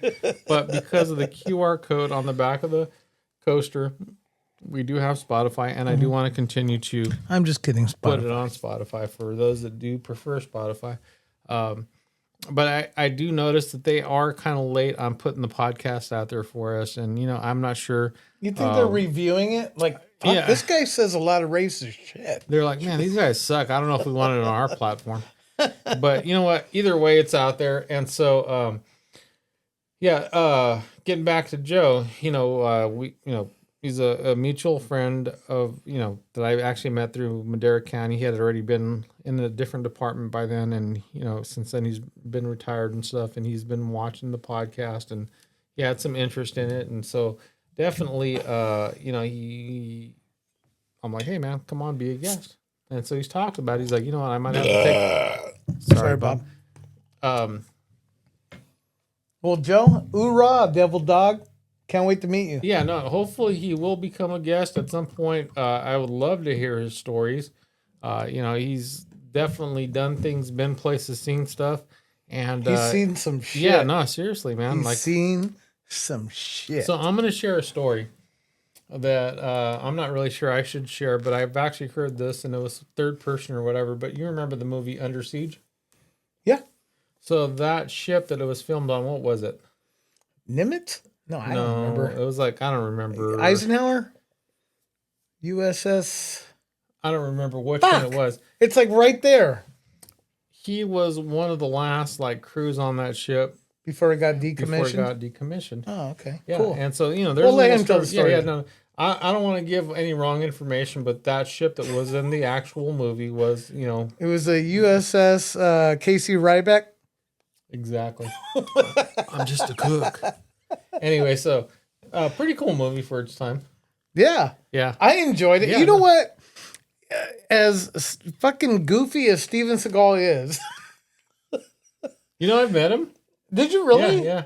He's a pretty big dude, and he was walking around. It was when I was going to those gun shows. Remember when I brought back all kinds of shit? Right. Fuck, we gotta go to one of those, dude. man. We have to. Yeah, we have. Well, I have an in. I'm like, let me figure it out, and we'll figure that out. Anyway, back to fucking Steven Seagal. And so, he's walking around at this because he was like the sheriff of some place at one point. Remember? Yeah. He was. What do they call that?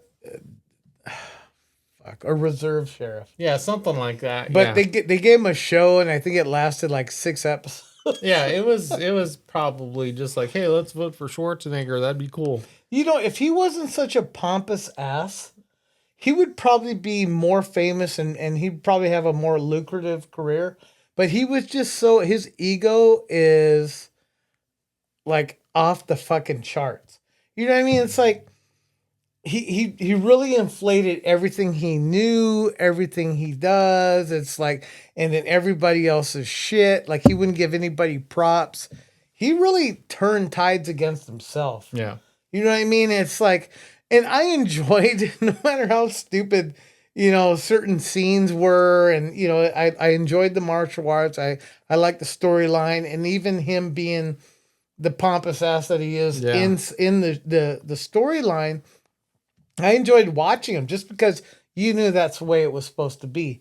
But he was like that in real life. I mean, like I'm talking Well, he like became he died he already. became the actual actor. He became himself. Yeah, he became so. I mean, I think he had so many people. It's like Gavin Newsom. You have enough people around you fucking blowing smoke up your ass. You really think you're doing a good job. Yeah. And so he's like, man, you watch these clips of him on shorts and It's like 4 people told me that this podcast was good. yeah.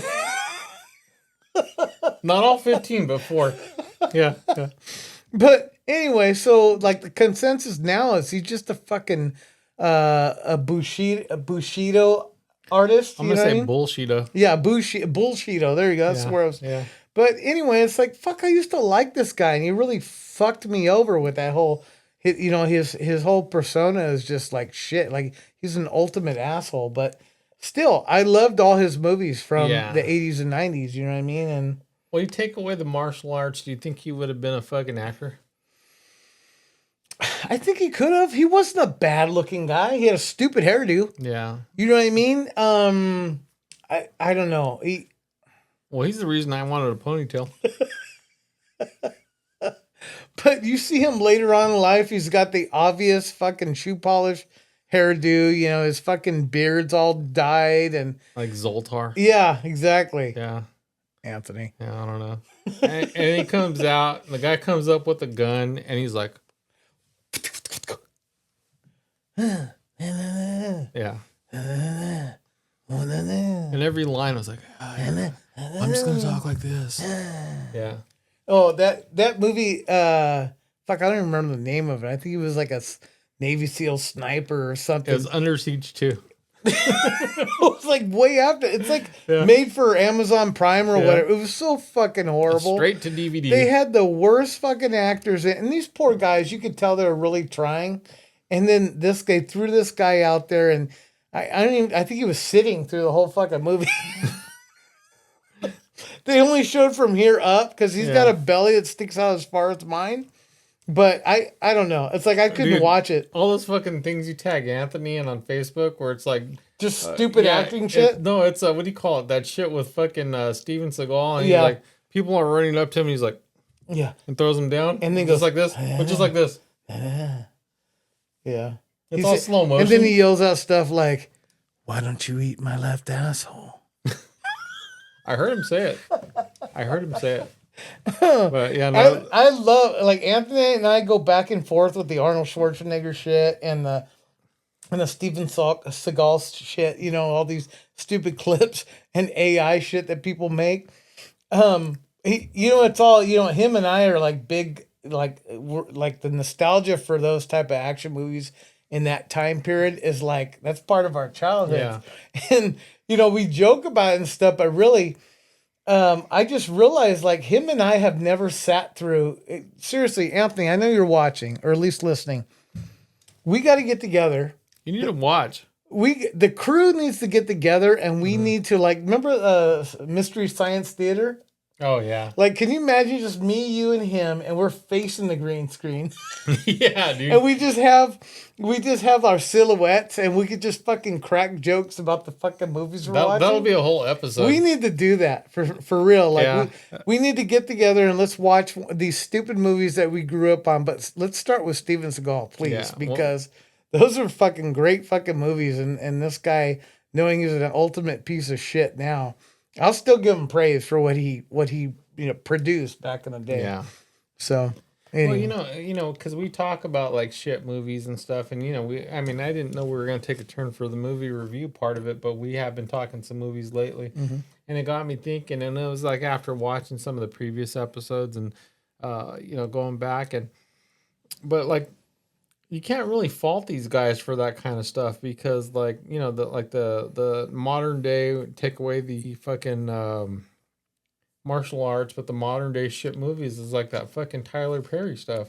Oh yeah. And it's like the more that, I mean, you can't fucking blame the dude. He's like fucking walking to the bank with like bags of money. Oh yeah. You Each and don't. every time. The more that you make more of these fucking shit movies and people continue to pay into them, you can't fucking fault the guy for that stuff. Yeah. I'll never knock Tyler Perry for what he does. I kind of did. Because well, the part that bugged me about his movies because they're actually entertaining. But a lot of unrealistic, kind of like, first of all those black people in his movies, not one fucking lint ball in any of their hair. You know what I'm saying? Little key things that you gotta watch out for. Like, it was unrealistic. It's the details, guys. It's the details. details. It's like, come on. Like, seriously, like Tyler Perry is talented enough, I shouldn't say is talented enough to make a real fucking solid movie. But he tailors them to a certain group of... It's all about the payday, dude. Yeah, and I understand that. And so he's a very talented movie maker. No, he is. He's a talented actor. He's not a dumb person. I do appreciate him. And it is along the same lines. It's like, obviously anything Steven Seagal does, let's just talk about his 90s shit. It would never go to the Academy Awards. No. It was tailored to a certain, genre of people, and they're going to suck it up. And, you either like it or you don't. But you can't expect, it's like, that. But nowadays they're doing the same type of quality of movies, but they're trying to sell it as art. You know what I mean? It's like, say what it is. It's just a movie. You know what I mean? People are going to like it or they're not going to like it, but don't try to sell it as something better than it is. So I can appreciate the Steven Seagal movies of the 90s, Tyler Perry movies for BET. You know what I mean? It's like, and there are plenty of movies like that now. But the only reason I'm knocking shit is like, come on, I'm supposed to buy that. This is a fucking... Well, I mean, as long as you fucking continue to spend money on Fast and the Furious 30, I'm going to make another one. That's another thing. It's like, okay, if people are going to keep, spending money and knowing that this shit is absolutely fucking ridiculous, I'm like, fine. But, it's like, who am I to judge? Because I watch some stupid shit and I liked it, but at the same time, I'm not putting it on a pedestal. Well, how different is it from all like the influencer people that are out there on YouTube? And we can, me and you, we can stand here and do a little fucking dance and bullshit or whatever. And if it's making money, like why fucking not? Like you can't be mad at what's that one dude that's doing all the boxing thing? He's like, hey, I'm gonna dig up all these fucking people. Jake Paul, dude. Like, I'm not mad at him. You know what? Making money. Dude, yeah, he is a smart business person. And if you can find your fucking angle or whatever you're going to do, yeah, do it. I mean, you're making, I go fucking 9 to 5 and I'm barely making shit. And then this fucking idiot over here, which I'm the idiot. I'm driving Uber. I'm a real idiot. And so, like, this dude's over here making money doing this shit. And it's like, okay, well, you know what? Fuck, you're smart, dude. That's pretty good. Yeah, you found a fucking angle. You're going with it. You're a hack when you look at, the big picture. And you don't have to take him serious. But you're fucking making money. Yeah, I mean, look at this last fucking fights that he put together. He's like, all these fucking people that shouldn't even be fighting anymore. Yeah. And it was on Netflix, which, that's a payday. Yeah. And you can't be upset because you're like, well, I'm the fucking stupid for watching this. Yeah. Hey, how did we get to this? Oh, we're talking about Joe. On the USS fucking Arnold Horseshack. He was on the, what do you call it? He was on the USS SS. Yeah, well, he'll tell the story. Yeah, no, and hopefully he'll be a guest, but I just wanted to bring it up. So you know what I want to ask him? Well, go ahead. I want to ask him one thing. Because Under Siege, right? Mm-hmm. I'll wait till he comes up, but there's this one part. Remember when Casey Ryback gets put in the freezer or the cooler? Mm-hmm. And there was a guy that was guarding him. And there was a certain aspects about that part. I was like, that don't sound right. I wasn't in the military, but some things just didn't sound right. Yeah. And I've thought, I think they fucking embellished a little bit right there, but I want to ask him, you know what I mean, about certain things. That was the part that got you when it came to embellishment. No, there's Because plenty, fucking but Seagal came out with a knife and fought a guy with a gun. no, I watched it not too long ago, maybe like 3 weeks ago, and that part came up. I'm like, what? Something ain't right there. But I want to ask him certain things about that fucking movie. Yeah. But Well, he was on the actual ship, but- so we should ask him. When well, not just that, Yeah. but like I'm sure he sees a lot of. he's like, "Hey, Joe, have you ever seen the freezer on that ship? Because I just want to know." But no, okay. So I had people that were in my family that were in the military. My uncle Mike, he was the 82nd Airborne Ranger, and he was in Vietnam. Well, they And called he- it Nam. He told me that he said there are plenty of movies out there that are okay. He said that Hamburger Hill to him seemed more realistic, at least with his timeline, Yeah. than like let's say Platoon or Full Metal Jacket. He enjoyed all those movies, but I remember him saying that. Uncle Bob had, he was in the Navy during World War II, and there was certain, I can't remember what movies he brought up, and he would just like, huh, you know what I mean? La la la la, and just I want to hear what he's grown up watching or whatever, like having any kind of military service would say, that wouldn't happen that way. You know what I mean? Yeah. Or that's correct. That's near to Doing the fact checking on it. yeah, I want to hear that part from him. So, but Joe, if you're listening or watching, and if you haven't seen Under Siege in a while, just watch it, and then I want to hear some fact checking from you, at least on that aspect, but also other movies that you have watched. Well, I'd like to have him in person, and if you can't make it, also, we wouldn't mind a phone call conversation. for We sure. still got to get to that at some point. We have the capability of that, and it's just kind of funny because it's like you said. I mean, some of the stuff seems a little unrealistic, which it's a movie. It's entertainment. A lot of it's supposed to be Yeah. unrealistic, and maybe we're passing judgment, or I am passing judgment on movies when I shouldn't. It's like, what the fuck do I know? Well, it's like when everyone went to go see that fucking what was that? It was the Ark movie, Noah's Ark or some shit. Wasn't it called Noah? Was it? The one with Russell Crowe? I don't know. You talking about the recent one? Yeah, it was a recent one. It was probably Russell Crowe. I tried watching it. It wasn't all that great. Well, I remember a lot of people were like, "This isn't how it happened." Like, how would they Yeah, know? yeah. No, when they got the pandas and they got all the like Yeah. 2x2 and they got the fucking all, it's like no. This is not the way it was supposed to have happened. or Wait, they whatever. don't have a couple trans on here. What's Yeah, going on here? Everyone was like, no, this is not how it was written down. And everyone lost their shit. And I'm like, okay. And as an atheist, and I'm just going to laugh at it because of that. Yeah. It's like, I didn't see one Asian on that boat. yeah. and the constant, how come they didn't swat the one mosquito? They can't reproduce. Who was driving? Yeah. That's what I want to know.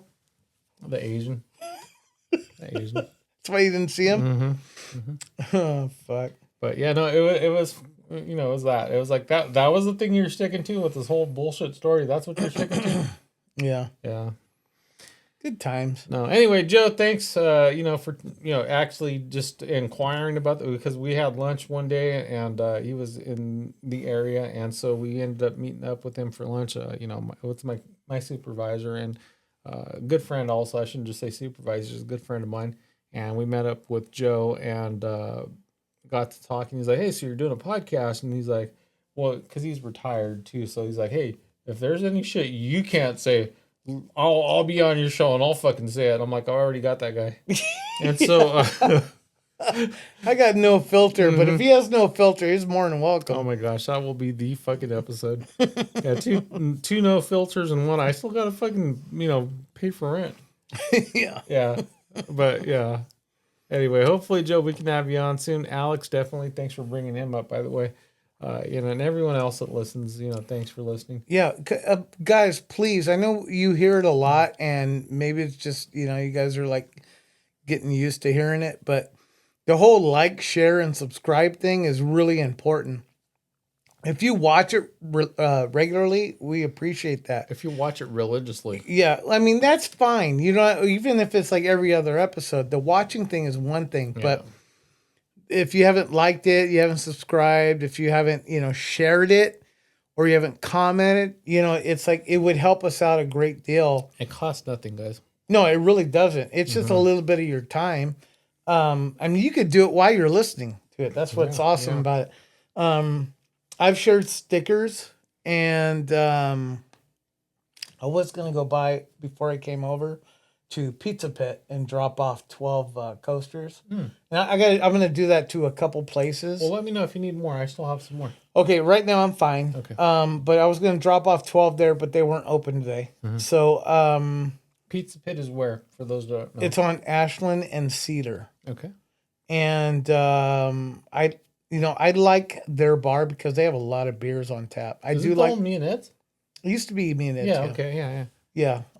In fact, Pizza Pit used to be on Blackstone, but ironically, by my last house, Blackstone and Princeton. And then several years ago, they moved to Ashland and Cedar. Blackstone? Blackstone and Princeton. I don't know, but actually where? No, Princeton, Yeah, that's the light. Blackstone. They have a Burger King there. Okay. They used to have the Pizza Pit was there. That was when I was still working for the city. Right. Okay, yeah, my bad. It was when the one guy that owned it. I can't remember his name. Yeah. He was a local race car guy. I can't remember his name, but I think he sold it, and then I don't know if a family or a person owns it now, but they live at they're stationed or whatever, posted up. Fuck, I can't even think of the name. I forgot about that. Cedar and Ashland now. So I like going there every once in a while. I like their pizza. I'll get their pizza every once in a while. They have pretty good wings. But they have I went there one day with my son to have a beer and some wings and watch a basketball game or something a while back. But they have a lot of beers on tap. I'm like, they have a pretty cool bar, and they're kind of close to my house. So I want to drop off some coasters there. I'm just going to say, hey, I'm trying to promote my podcast. Can I leave a few coasters? I'm sure they won't have a problem. They're free. It's not like I'm fucking charging. But my dad's coming to town either next week or the week after. And I owe him a meal because he's... Where is he living at now? Sacramento. Really? Yeah, Elk Grove. Oh, okay. More specific. But he's refurbishing these chairs I got from my cousin Shane. Painting them. He's putting new fucking butt pads on them. Yeah. But he's bringing refinished 2 of them. He's bringing the other 2 here in a couple weeks. But I owe him a meal just for doing that. So I was going to take him to BJ's Brewery. And he doesn't know that yet, but I'm going to take him there. And he doesn't watch. He still doesn't know that. Yeah, he don't know shit. We can talk shit about my dad all you want. He won't know. I'm kidding. He'll probably end up watching at some point. It'll be this episode. Yeah. But I'm gonna treat him to a meal at BJ's, and then I'm gonna bring a stack of coasters and talk to the people at the bar, because all the places I like going to eat or drink, and they have a bar. I want to bring a stack of coasters. Yeah. Kind of spread the word. I mean, what they're gonna say no? It's like, oh, we can't take that. It's like they're free. I'm just gonna fucking leave them here. You just use them, distribute, leave them out. I don't care. It's people are gonna look at it and gonna set it down and like, what's this? And see our QR code, and then hopefully we'll gain viewership or viewship. Well, because eventually we want to be able to go live and we want to do more stuff. Yeah. Yeah. So anyway, I'm trying to spread the word little by little. And then we were talking earlier about the kid Elliot. He has a couple stickers, and he's got, some QR codes for my books. So, and I'm going to be giving that to people who, and there's quite a bit, like at least 3 or 4 a week. That's pretty sad too. On Uber, like there'll be people that chit chat with me, and we have we have an actual conversation. They're not just there to use me like some kind of fucking stool. To be fair though, I think that it's probably still okay for 3 to 4 a week because judging by the conversations that people have these days, you probably don't want to fucking talk to them anymore. No, that's true. There are certain people where I get certain vibes from them. I'm like, there are certain people that are good people. You have a conversation. The last thing you want is to let them listen to what we're talking about. This podcast isn't for everybody, No, obviously. definitely not. So, speaking of, because we talked about a little bit of the food industry, customer service, people just having the right types of personalities and whatever. And, it's getting to that point, and I'll go to the McDonald's that's nearby. And sometimes, it's not my go-to. I don't really care for McDonald's. I mean, it has its place, and we've talked about this before, but when you talk about people that deal with other people and that's your fucking job and that's your primary job, handing people their food is not your primary job. Your primary job should be customer service. You're the last person I see before I fucking drive away from there. And so the very first person, she's always very nice. It seems like it's the same person, that's their schedule or whatever. The second person, there's, either some person I don't understand. I don't fucking understand them. And there's this younger girl that just like, she'll open the window, she'll look over at you like, fuck my life. Like I'm forced to be here. It's a fucking work, what do you call it? It's court appointed. And, and still like you should have a little bit of niceness to you. You don't have to fucking tell me your life story. You don't have to kiss my ass, but you are working in customer service, and handing people their food is customer service. So treat it just like that. Fucking talk to people just a little bit. You don't have to, again, we don't have to have a full on conversation. People are behind me. I'm not trying to stay there too long, but like at least greeting people and fucking being nice and that kind of stuff is all you need to do. And we just went full circle. Remember we were talking about the fucking kids that don't know how to talk to people? Exactly. That's why I was trying to tie it in because it fucking brought everything back in together. And it's just that. And it's getting to the point where, I mean, I don't know. I don't want to be that guy where I'm like, hey, can you bring your manager over here for the person, no, not even the person that I hate. I'm talking about the first person just to say that they're doing a good job. I don't have to show any kind of fucking anything to the person that's doing shit because I don't want you to know that you're doing shit because somebody eventually will. Yeah, because the one you're praising is leading by example. Exactly. And that's really the thing. It's like that whole thing where active shooters, they don't talk about, they talk so much about the person that's fucking doing the shooting. They don't talk about the victims. I don't want to hear about this piece of shit who just wanted notoriety. I want to hear about the people that were affected by this because those are the people you honor, not the people that are pieces of shit. Yeah. I want to hear about the people that tackled that motherfucker, neutralized him. Exactly, dude. Who's the cop that shot him in the fucking face? Right? Yeah. Yeah, because those are the ones that want more attention. Those are the people that are fucking doing it for a reason. And I want to be there for the people that need it. Yeah. That should deserve it. Yep. For sure. Mm-hmm. For sure. But yeah, no, that was the thing. That's why I had mentioned that because I was bringing it back. With the kids that are fucked up, the zero personalities, the fucking... It's okay to be an introvert, but when you're in a job that doesn't require that type, I mean, if you work in a fucking corner in an office by yourself and you don't ever interact with people, don't say shit to anybody. Yeah. Oh, dude, I would love to watch that podcast. It'd be like this. We're all waiting for each other. We're always like, no, you go ahead. No, you go ahead. The other ones are like, no, they don't even say that to each other because, man, these motherfuckers do not talk. Yeah. Yeah, it's really weird. And, I've come across...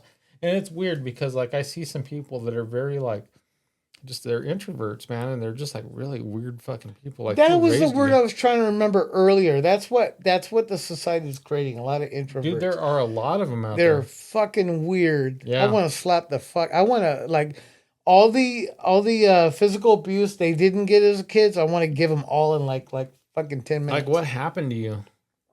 Like, seriously, what happened? Absolutely nothing. That's Apparently what it is. Not, man, because, man, these people, like, I'm more weirded out by, like, I handle crazy people pretty good. If you come over, I had this, like, old elderly lady who, old people want to talk to you all the time. And so, hence this podcast. And so, this lady comes up and she starts, like, rambling on about some shit. And, I don't want to be rude. So I'm just like, okay, yeah, hey, yeah, that's pretty cool. And she goes and on and on and on. And, these are the people that say, like, Oriental. They don't say, like, Asian people. My Auntie Dawn. And so They just still call them Oriental. And you know, it's like, and I sit there and I watch it and I listen to it or whatever. And I'm like, oh, okay, yeah, yes, ma'am, no, ma'am, that kind of stuff. Just don't be rude. And they have their little things and they tell their little stories and stuff. And I'm just like, I don't know what's going on anymore. And that's probably how most people feel watching this by now. But yeah, it's just that, you know, you entertain them, but in a way where you're not like being fucking like a shithole to them. And you know, I had already been checked out like 5 minutes, you know, ago from their little rant or whatever. But you know, fuck, people shouldn't be shit on anyway, right? Yeah. And so, and I had this happen recently. You know, this lady's talking about, well, this and that, and blah, blah, blah. I was like, oh yeah, yeah, yeah. Act Yeah. interested, Well, yeah. that's crazy. Yeah, and then you already know you're done. Oh, that's crazy. And so, but it's just that. It's like there's that end, and then there's the people there. Like I'm okay with that. When you don't say anything, I have my eyes on you a little bit more because you're fucking weird. Yeah. You know, I've had people, I have all sorts of people that come through my car daily doing Uber. And the ones that you like, you can get in, have your headset on and not say a word. That's fine. But you know, a lot of these people, like first thing I do when they get in, hi, good morning. And they'll say, hey, good morning. How you doing? At a minimum, right? Yeah, or just Yeah, something. And I like to verify the address they're going. I'm like, okay, you're going to such and such, such, and they're like, yeah, that's correct. And then they don't talk to me the whole trip because they got their headset on or they're on their phone. I don't bug them.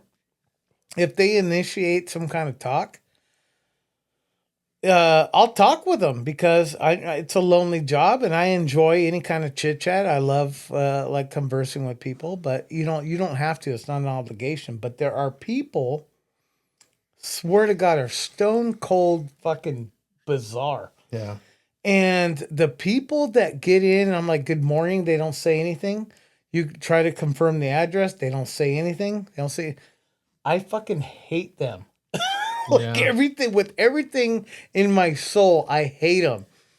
And even when they get out, I'm like, all right, you have a beautiful day. They don't say anything. I'm like, I'm like fucking wishing them death. That's the person at the second drive-through. Yeah. I'm like, I'm that person that's bringing shame back. And so for sure, like, it's like, all right, thank you. Have a great day. You know, because you didn't say any of that shit to me. I'm going to fucking make it a point to say it to you. So maybe eventually it catches on. Yeah. And it's just one of those things where it's like all these things you're supposed to be doing as a person who's employed here and the customer service, you don't have that fucking skill. So I'm trying to show you what it looks like. Yeah. What's That's good. That's a good thing to do. What's the weirdest, or like maybe not weirdest, but strangest place you've ever dropped somebody off at? I know I'm putting you on the spot. We didn't talk. No, we talk I don't about know. this. In all honesty, I don't think there's been anything. Oh, well, okay. I know for a fact I picked up a couple hookers. And I know they're fucking hookers because of the way they dress. You were and, Ubering, right? Yeah. Okay. Yeah. Just making sure. Uber driver Yeah. picking up hookers, because other than that, I just make sure they're dropped off at my house. No. Yeah. But anyway, so like I know they're hookers because of the way they're dressed, and I'll pick them up like on fucking Hostro, fucking what do you call it? Not Golden State. It used to be G Street, but now it's like along the freeway. What is that? That's, Parkway Drive or whatever. Yeah. Along Belmont or between Belmont and Olive, on Parkway. You pick them up and they're dressed just fucking fantastic. And I don't mean that in a good way. And so they get in, they smell like fucking hooker juice, that cheap spray shit that girls. And then I've dropped them off at like apartment complexes, kind of rundown ghetto places, and it's like whatever you kind of expect it. Like they're out there just trying to make money for their 10 kids. You know what I mean? You expect that. I picked up this fucking black girl and she had a blue wig on. I gotta admit, like I've never been really attracted to black girls unless they were more like. Well, her name was Sapphire. Haley. She did have a fucked up name, like a crazy name like that too. Like if they're Halle Berry, quality black girl, yeah, okay, maybe she's attractive. But this girl was dark as fuck, but she was Like she was pretty. You picked her up in the daytime? And she was, yeah, well, it was. It was like fucking like Yeah. 4 o'clock, 5 o'clock in the morning. And I don't like going to those places that early because I'm like, I wish I had a gun right now. Yeah. But anyway, I remember picking up this girl and I saw whatever address I didn't recognize. And she could have been gorgeous if she was dressed normal. Was that You'd 344 been Hoe like, Street? I would have been like, you know what? She's a 10, right? But she had some address I didn't recognize, and it was like a 25-minute trip. And it was like about 5 o'clock in the morning. Sun wasn't even up yet. So she gets in, and, she was polite. I said, good morning. She's like, good morning. And I did the address. She goes, yep, that's right. I'm like, all right. So she gets in, and then she's like, if I had a stop, would you be able? I'm like, if you add it, yeah. Otherwise, I'm charging $5 an extra stop. She's like, okay, I'll just add it. And so we stopped at the McDonald's on fuck, I don't remember. Don't say this one because these No, motherfuckers it treat was you wrong. it was like by Fashion Fair. Okay, good. And we stopped, got her a meal, and she looked like she was up all night, right? And so I take her, and we're getting to kind of like a nice. We went up 41 and got off on Herndon. We went to a nice ass fucking neighborhood, like it was. And so I'm thinking in the back, I'm not gonna ask her like, "Hey, are you home right now? Are you being dropped off at some dude's house or whatever?" And I'm like, "Is this a long night, early morning, or late night?" She's like, "Oh, it's a late night." Mm-hmm. So she had been working all night. She was dropped off at this fucking house that was huge. Like it was beautiful. And it got me wondering, like, no way she's living in this fucking house and she's a hooker. You know what I mean? Hooking out there in the fucking place where like hookers are, Mm-hmm. right? And then I was thinking, unless she's got a sugar daddy or something. Dude, it's a pimp. Oh, she was going to her pimps? Mm-hmm. So I didn't think about. I was like, it had me wondering, and to me that was weird. Mm-hmm. Like I was expecting to go some rundown, fucking apartment complex or something. It's like, and then, so already I'm getting like $15 for this fucking ride. And we just had a nice little conversation. I can't remember talking about different shit, Yeah. but she left me a $15 tip. So she appreciated the ride. She appreciated me stopping and getting her a meal, and it was like in and out. But to me, that was strange. That was out of the ordinary, right? And I know that's not like, what you were expecting. Well, it's because of what you're picturing, right? Like Yeah. you're thinking you're gonna go to like some shithole area. Yeah. It's gonna be like super sketchy and it's gonna be like dangerous, and you want to only be there during the daytime.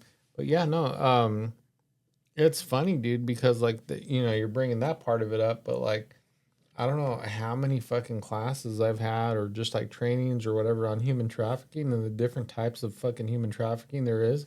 Like there's so much going on that people don't realize. Some of these like tobacco retail places or whatever are fronts for human trafficking. Obviously, you think of massage parlors, you think of just regular prostitution out in the streets or whatever. But there's so many other different ways that they're bringing people over for human trafficking. I mean, whether it's like some sort of like sexual thing or whatever it may be. I mean, some of them are like indentured servants for like fucking field work.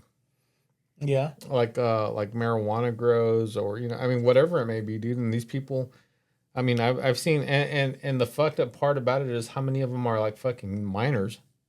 Dude, Yeah. It's pretty fucking mind blowing. Like if you leave your little, because you're talking about your world, your fucking perception of things, and then like what you actually see, like what's going on. I was like, man, dude, like this is a fucked up situation for some people. Yeah. Yeah. I mean, that whole ride right there was against my perception. Of Yeah, everything. dude. Yeah, exactly.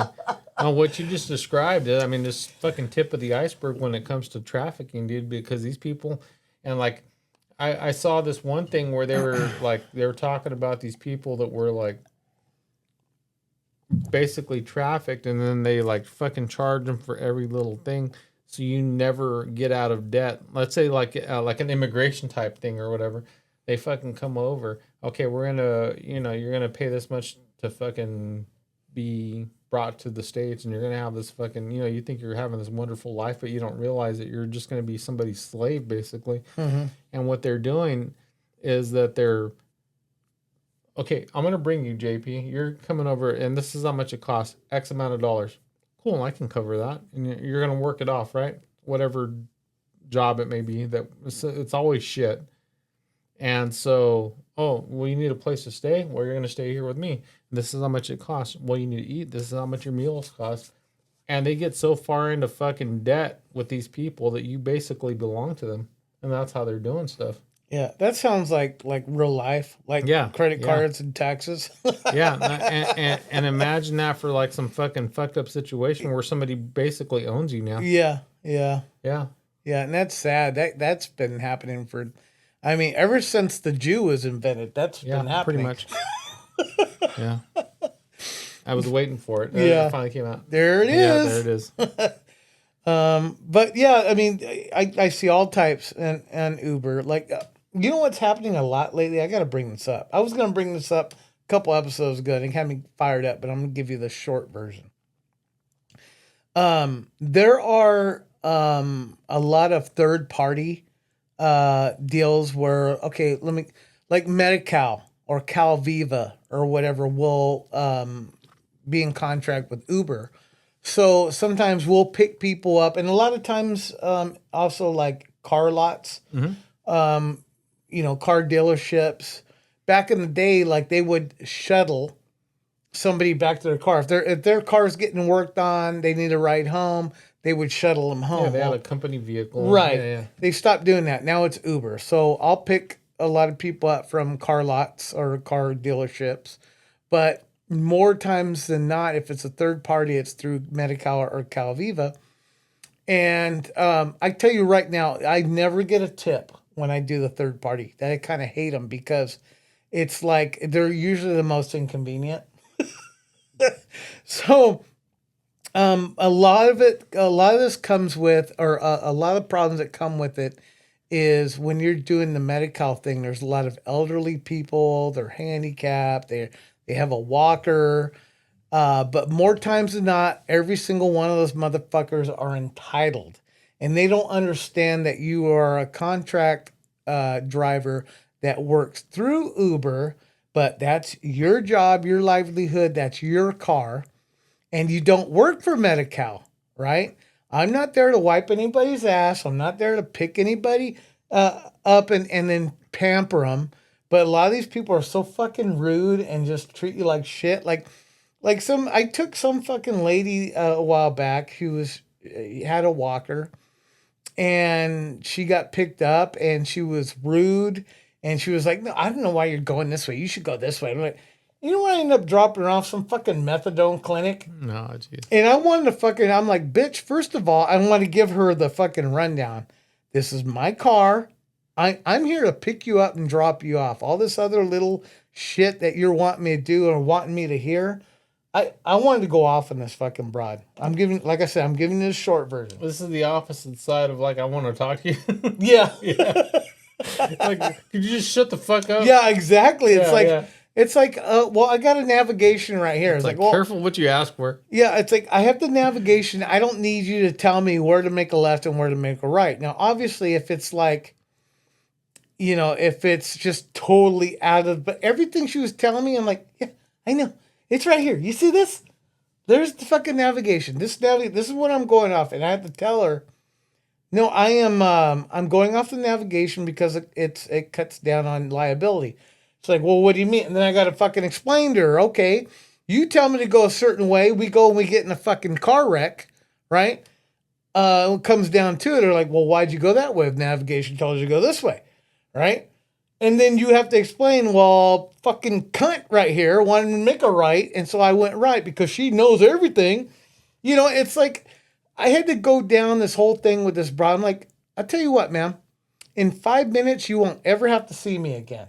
He's like, I don't know why you're getting all of that. I'm like, well, for one, I know what I'm doing. I'm here to pick you up, drop you off, everything, every other little thing. Then this fucking bitch, we go to this methadone or whatever clinic on E. How old was she? And she wasn't that old. She's probably like maybe 10 years older than me, but she's all fucked up because she did all those poor choices in life, right? Mm-hmm. So I dropped her off, and then she had the nerve to come back with her walker, tap on my window. I was like, I can't remember what I was doing, but she tapped. She goes like, "Well, can't you at least open this door for me? You know, I have a walker."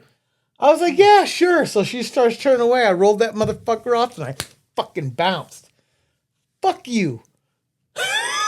Yeah, it's definitely an entitlement thing, dude. It is. Yeah, It's you are. big time. I'm like, 100%, yeah. I come across something like that, and they just, you get that knot in your stomach like this.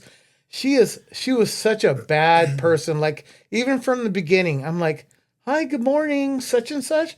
"Yeah, that's my name." Like, right away. And then you have to hit that reset button because you're going to pick up somebody else, and you don't want to be fucked up to them because the last person fucking set you off. I was so fired up. Yeah. I'm like, I'm going to log off for a little while, and I'm going to go to Trader Joe's, and I'm going to get me some fancy shit and feel better about myself. And then I You're logged like, back on. Mediterranean. All it was, don't fucking get excited, guys. It was just olives. She had me fucking fired up. And Like, then I he was, shows up and then fucking burps all over me. yeah, I was so mad. I'm like, is this fucking broad serious? Like, she is not kind at all. She is such a bitter soul.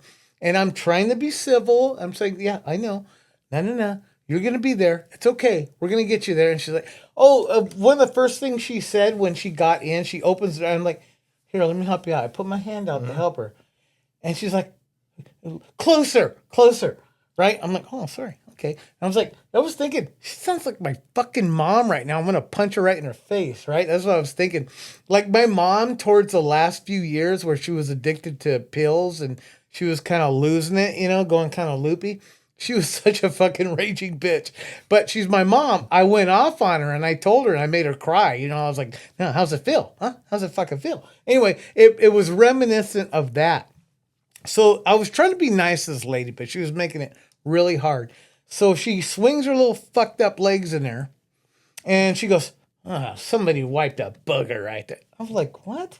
And it was just some kind of smudge. Somebody fucking probably had schmutz on their fingers. Like, she was making such a fucking big deal about everything, right? I'm like, "I'll take care of it." And I shut the door and she was like doing this. And then that's when she brought up the whole, well, I don't know why you're going this way. I'm like, first of all, there's a reason why I'm driving you. Obviously, you can't. Just, I wanted to say so many things. Just shut the fuck up and let me get there. I know where I'm going. I know where I'm dropping you off, you fucking meth addict. At a certain point, you just like turn into Dennis Leary. Yeah, I was. In all honesty, that's why I love Dennis Leary so much. You guys don't know who he is. Look him up. Like he's old and fucked up now, but his old shit, like he was in certain movies that were just like, Dude, he was awesome in The everything. Ref. The Ref is my favorite Christmas movie of all time. Yeah. And I did. You know what? You nailed it because I become Dennis Leary when shit like that happens. My mom, when she pissed me off, I turn into Dennis Leary. It's And the my best, dude. my mom was fucking Maury, the guy that was with him in the Ref. Yeah. No, that is a go-to every fucking like Christmas. It's the Ref, dude. Like, there's a bunch of, Elf. We can go through Christmas movies and we'll wait for that. But yeah, it's just, dude, that fucking movie is the best because that guy just loses his shit on people. I turned that movie on to my kids, and they still love it as a I'll Christmas watch it movie. off season. That's how fucking good it is. I If you might haven't watch it watched- tonight. If you have not seen the Ref, check it out. It's on everywhere. If not, fucking buy a VHS player and a fucking, what do you call it? The actual VHS or the DVD, or stream it for 48 fucking hours. Yeah. Sit down and watch it and you're going to be entertained. Just real quick, this guy is the ultimate crash out comedy actor. Yeah. Right? Oh, yeah. Even his comedy. You come out with a cigarette. He's like what George Carlin, his comedy is real common sense type of shit. But he turns it into like, and then I slapped him in the fucking face, and he just crashes out. You know what I mean? It's perfect. But if you don't know who Dennis Leary is, he was in like tons of like movies and character actors and stuff. Suicide Kings, do you remember that? Yeah. He was great in that. He played like a hitman or some kind of gangster for Christopher Walken in that movie. Yeah. And that movie is so underrated. Had Jay Marr in it. I can't remember some of the other people in it, but Christopher Walken was in it, and Dennis Leary was fucking dynamite. Judgment Night. He was in Judgment Night too. He was great in that. But Dennis Leary. But yeah, that's funny. You said Dennis Leary, and it's like that's exactly who I turned into. Earlier you went on a little bit of a rant, and you had a little bit of a Dennis Leary tone to it, and that's what brought it up. And that's why I wanted to touch on that because I'm glad you brought that up because I didn't realize that until you said it. But yeah, so anyway, that was so gratifying for me. Yeah. Can't you at least open the door? You see I have a walker? I was like, yeah, sure. Rolled up my window. I fucking booked it. Because she did it through third party. She went through medic. She can't say any kind of fucking review. I'm like, fuck this bitch. And you know what? I hope I see her again because I'm going to go off on her. On top of that, you didn't even fucking pay for this and you're fucking entitled. Yeah. Yeah. And that's what caused it. And I'm never going to get a tip because it's through fucking Medi-Cal. And I don't care who fucking knows it. But anyway, I was so fired up. I was so filled up on I don't know. Is that adrenaline when you get that mad? Dude, it's not even the tip part that matters. It's like the fucking part where you're just shitty on top of that. Yeah. You know, I mean, the no tip just fucking is more insulting on top of the insulting that's just fucking happened. Yeah, like I'm putting up your shit for the bare minimum. Yeah. But I was so fucked up that I went all the way back up I went to the Trader Joe's I wanted. Well, I like to go to Willow and I don't know, Alluvial. But I went from downtown East Street in Fresno all the way up there. I went off the clock. I went off the reservation, go up there, and I walked through my happy place, which is Trader Joe's. But then I logged back in. So are we going to take one more break? Or do you let's take a break. Yeah. We're going to keep going because you know what? Fuck it. It's a holiday. No, and the thing, too, is I talked gas prices last episode, and a bunch of shit has happened since. Did you see the fucking thing I tagged you on Facebook? Yeah, no, I did. And that's why I want to talk some more, but I'm going to fucking piss myself, and this episode's going to get awesome if I do. We'll be right back. Second break. Ready? And we are back. I know that we are two old dudes. I'm going to tell you, I guarantee you, we both sat down to pee. We both sat down to pee and struggled to get back up. Oh, fuck. Yeah. It was horrible. I was like, fuck, how long was I sitting there? It was like the ongoing joke before when you were younger. You're like, oh, you probably sit to pee. I'm like, well, now I have to. Yep. I know I do. No, it's comfortable. Yeah, man. That's how I know it's all coming out. It's like I'm still trying to rest. It's like I'm tired. My fucking back, my legs hurt. I'm taking a break at the break. Yeah. Well, that's what it's called. We're taking a break. We'll be right back. And that's exactly what we do. But no, so I want to say it was the last episode I was talking about some stuff when it came to gas prices and how the breakdown is or whatever. And then now I'm hearing on the news and, and it's not even about politics. It's about just living in California, period. Califuck. Yeah, no, seriously, man. Our governor is currently beefing with fucking Chevron. They're going back and forth and stuff, and it's kind of funny because it's this is exactly what I was talking about. And it's in the past, and it's not nothing new, we have normally paid more for gas than any other fucking place, and it's because of all these extra fucking things that they want. And you itemized it perfectly. Yeah. And then the next thing you know, it's all over fucking social media and stuff, and people are like, well, people are catching on. And Chevron's like, hey, we realize we're always fucking higher in prices when they add all these fucking additives. That's what they're called, additives, because they add them. Yeah. Makes sense. And so then normally, they have to, do all this stuff for cleaner gas or whatever. My take on it is most of these fucking vehicles aren't made to last fucking 5 years anyway. So I'm just going to put the cheapest gas and go with it. Unless you're driving a fucking Toyota. That's smart. I never thought about that. I still believe in servicing it regularly. So you have a fucking capable vehicle. But you're right. I mean, if you're not gonna if you don't plan on having it for 20 years, like back in the day, Yeah. I can put the cheapest shit in You there. put the cheap gas in there because the fucking car, you're not gonna, it's not gonna, they're not built to last. Again, unless you're driving a fucking Toyota or Honda, those things are gonna give you 200,000 miles or whatever.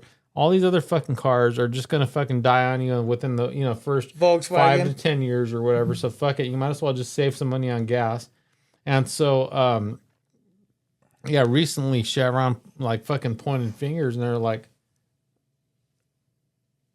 Go ahead. I'm listening. no, every last drop. Dude, I'm gonna really have to when we have your Can dad we cut as a- yeah. cut a When we have your dad as a guest, I'm gonna fucking give him some shit. Anyway, so go ahead. there I was at the El Cortez. I had my mouth full. Oh no. Make some noise. And so you got to watch the last episode to get that. Anyway, so it went back and forth, and it's it's the thing. It's like, okay, there's certain, and I'm not telling anything that's fucking news.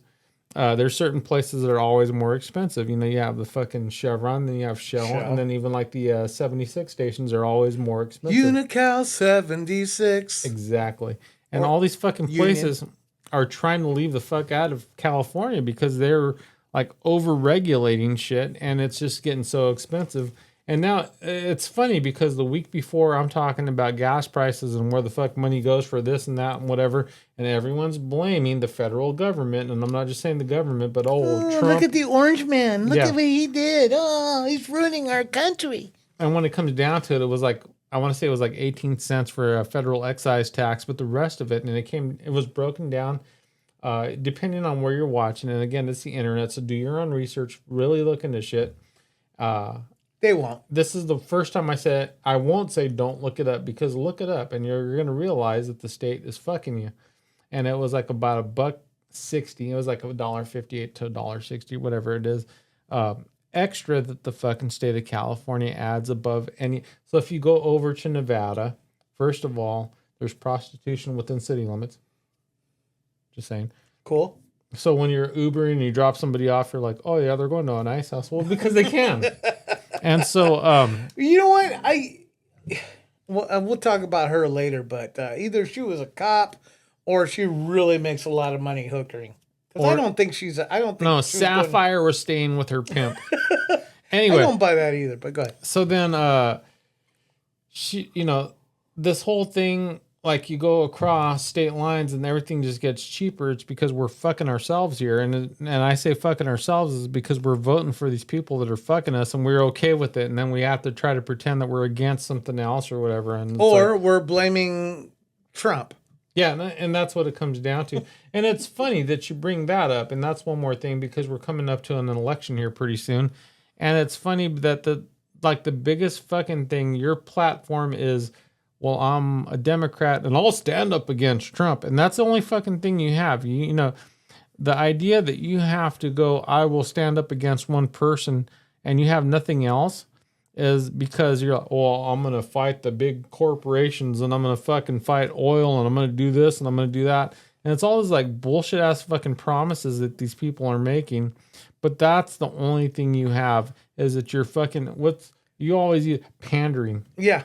And these people are drinking the fucking community Kool-Aid is Yep. what they're doing. Fucking look outside the box a little bit, or think outside the box. You know what I mean? It's like you're falling for the oldest fucking trick in the book, and that is Playing on your emotions. It's and it's propaganda is the key. It doesn't add up. It doesn't make sense. And how one person is the focal point for all the blame is just amazing to me. Yeah, no, it's.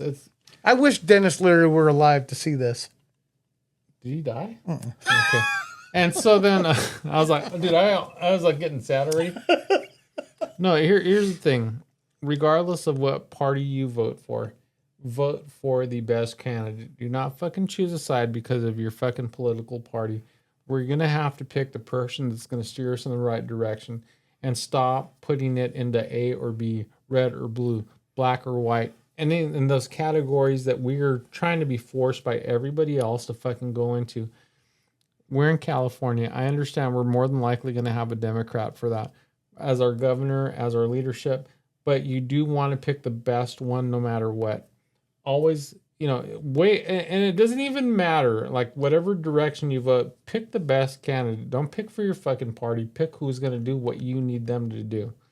Because at the end of the day, you're going to be paying $1.58 more per gallon if you continue to fucking choose just because, well, this is my team. You know what I noticed though?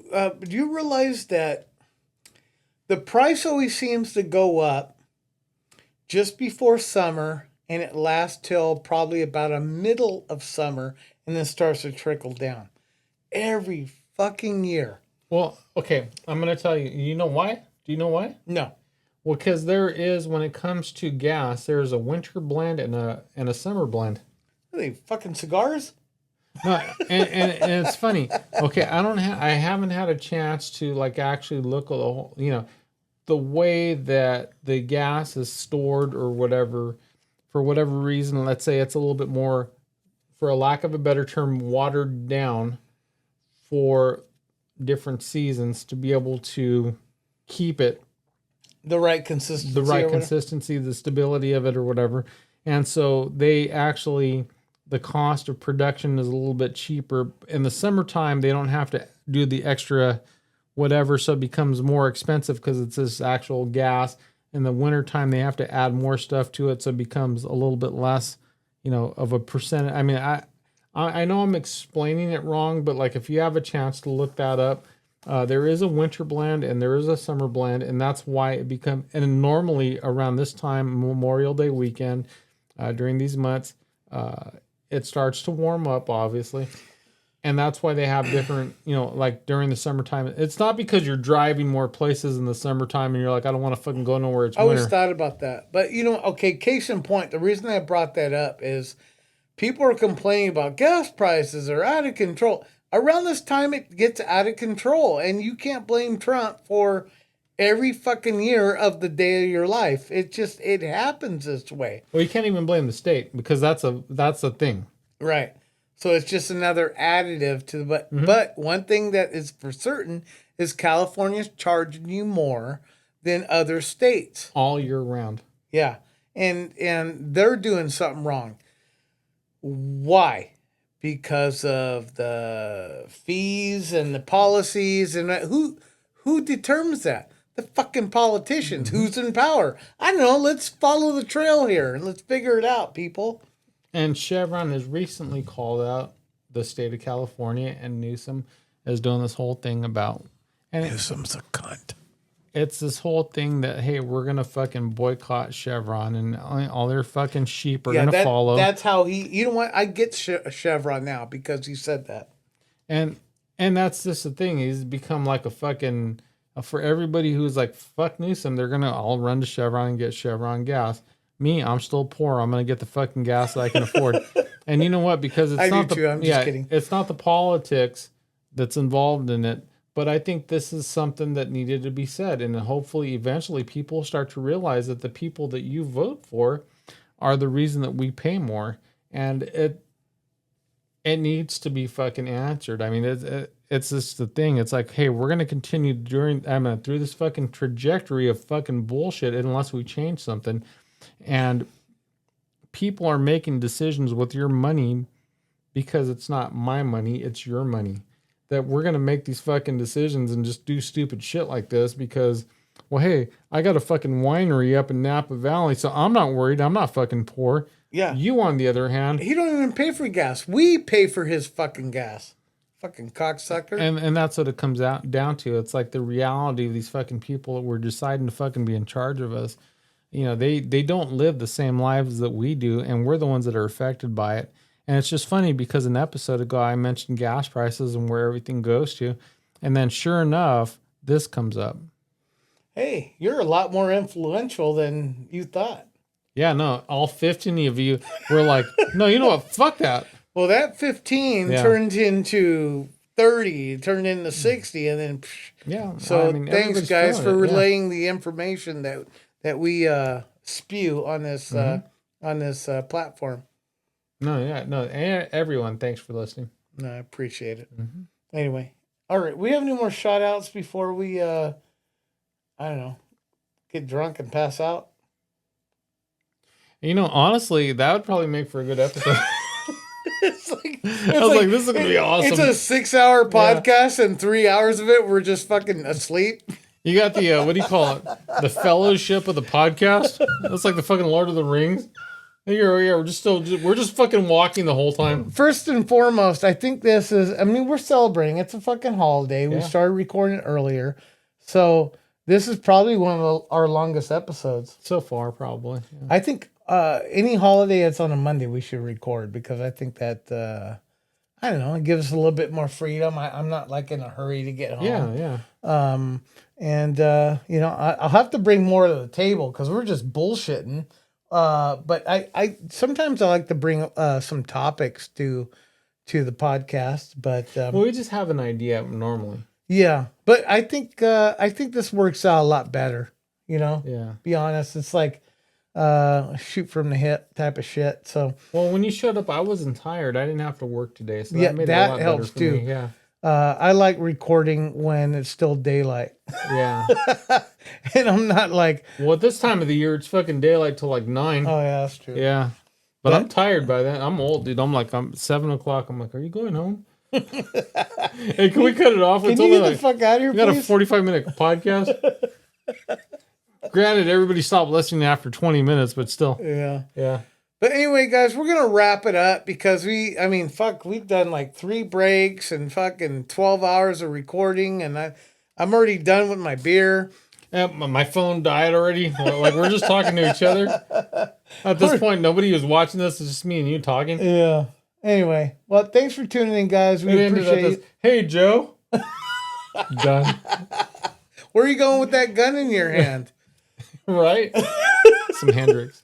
Yeah, Jimi Hendrix reference. Well, you brought it back to Nam. Yeah. That's true. And Gary Busey and fucking Under Siege. All right, let's give our shout outs. Letty's Mexican Restaurant. Thank you, Lupita, for being you. Libet and Henry, thank you for the chit chat the other day. I want to thank that old cunt, Cripple, for getting me all fired up. There, you know what? I do have some Elliot. Thank you on the other side. You got good people like Elliot out there. Aren't you going to get the door? But I did forget about to talk about this one chick I picked up, but I'm gonna save it for next. I want to hear it. episode. I want to hear it real quick. No, I know. I'm gonna give her special time, and because she was just such a sweetheart, and I gotta remember her name. I forgot it right now, but I'll remember it next week. But I forgot it. What? No, you're like, you've been drinking. I forgot it. That's just it. But yeah. I'll remember it if I think about it. But I want to give her own special shout out next episode, because she was just such a sweetheart. Total contrast, this fucking cunt that I dropped off at the methadone clinic. It's always somebody that makes it better. Yeah, exactly. And ironically, it was, remember I told you I dropped this fucking old bag off and I went to Trader Joe's and I had to cool off, and I went to my happy place. I went home, I dropped everything off, I ate something. And this girl, she was a sweetheart. She was like 18 years old, but I'm going to talk about her. It was right after that. She was the very next ride, and she made my day.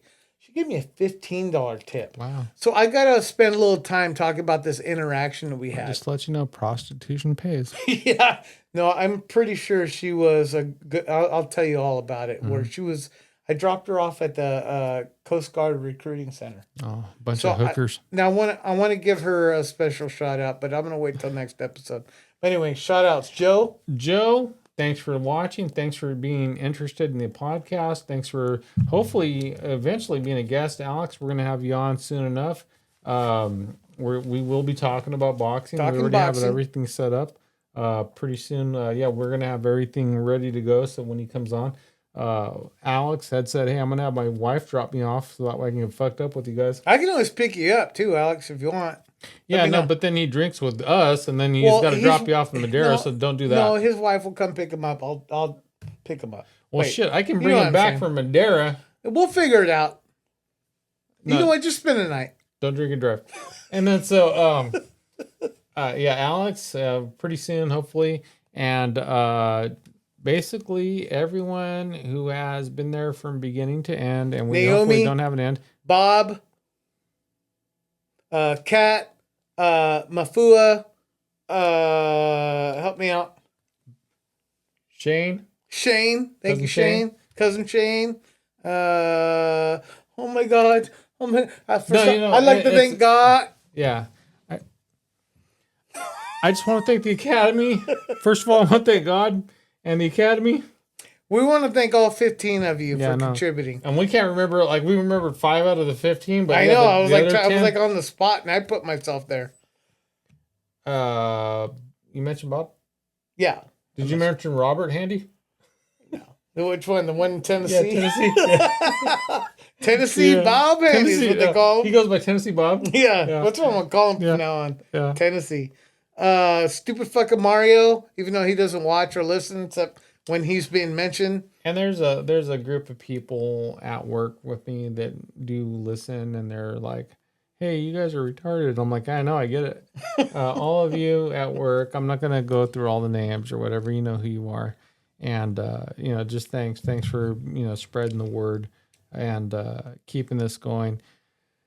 All we ask again, and we don't want to broken record this for anybody, but please, please, please hit that like button, subscribe button especially. And if you want to do both Spotify and YouTube, hit subscribe on both of them for us. It costs you nothing. It definitely helps us out. We do see the stats that a lot more people are watching. We always fucking downplay it because we just want to be dumb about Yeah, stuff. I noticed that. That last episode, it's got a certain amount that Yeah. it's looking good. Yeah, no, it's catching on, guys, and only catches on because you guys are watching us, and we appreciate every one of you. We come over here and we make fools of ourselves for an hour, hour and a half, maybe sometimes 2 hours in this case. And we're gonna get a lot more creative too. Yeah, no, and that's At least I am. Well, no, I'm just gonna drink more and watch you. No, it's the thing. The more that you comment, tell us anything you want to talk about. Be a guest. If we've offended you, we've done our jobs. Yeah.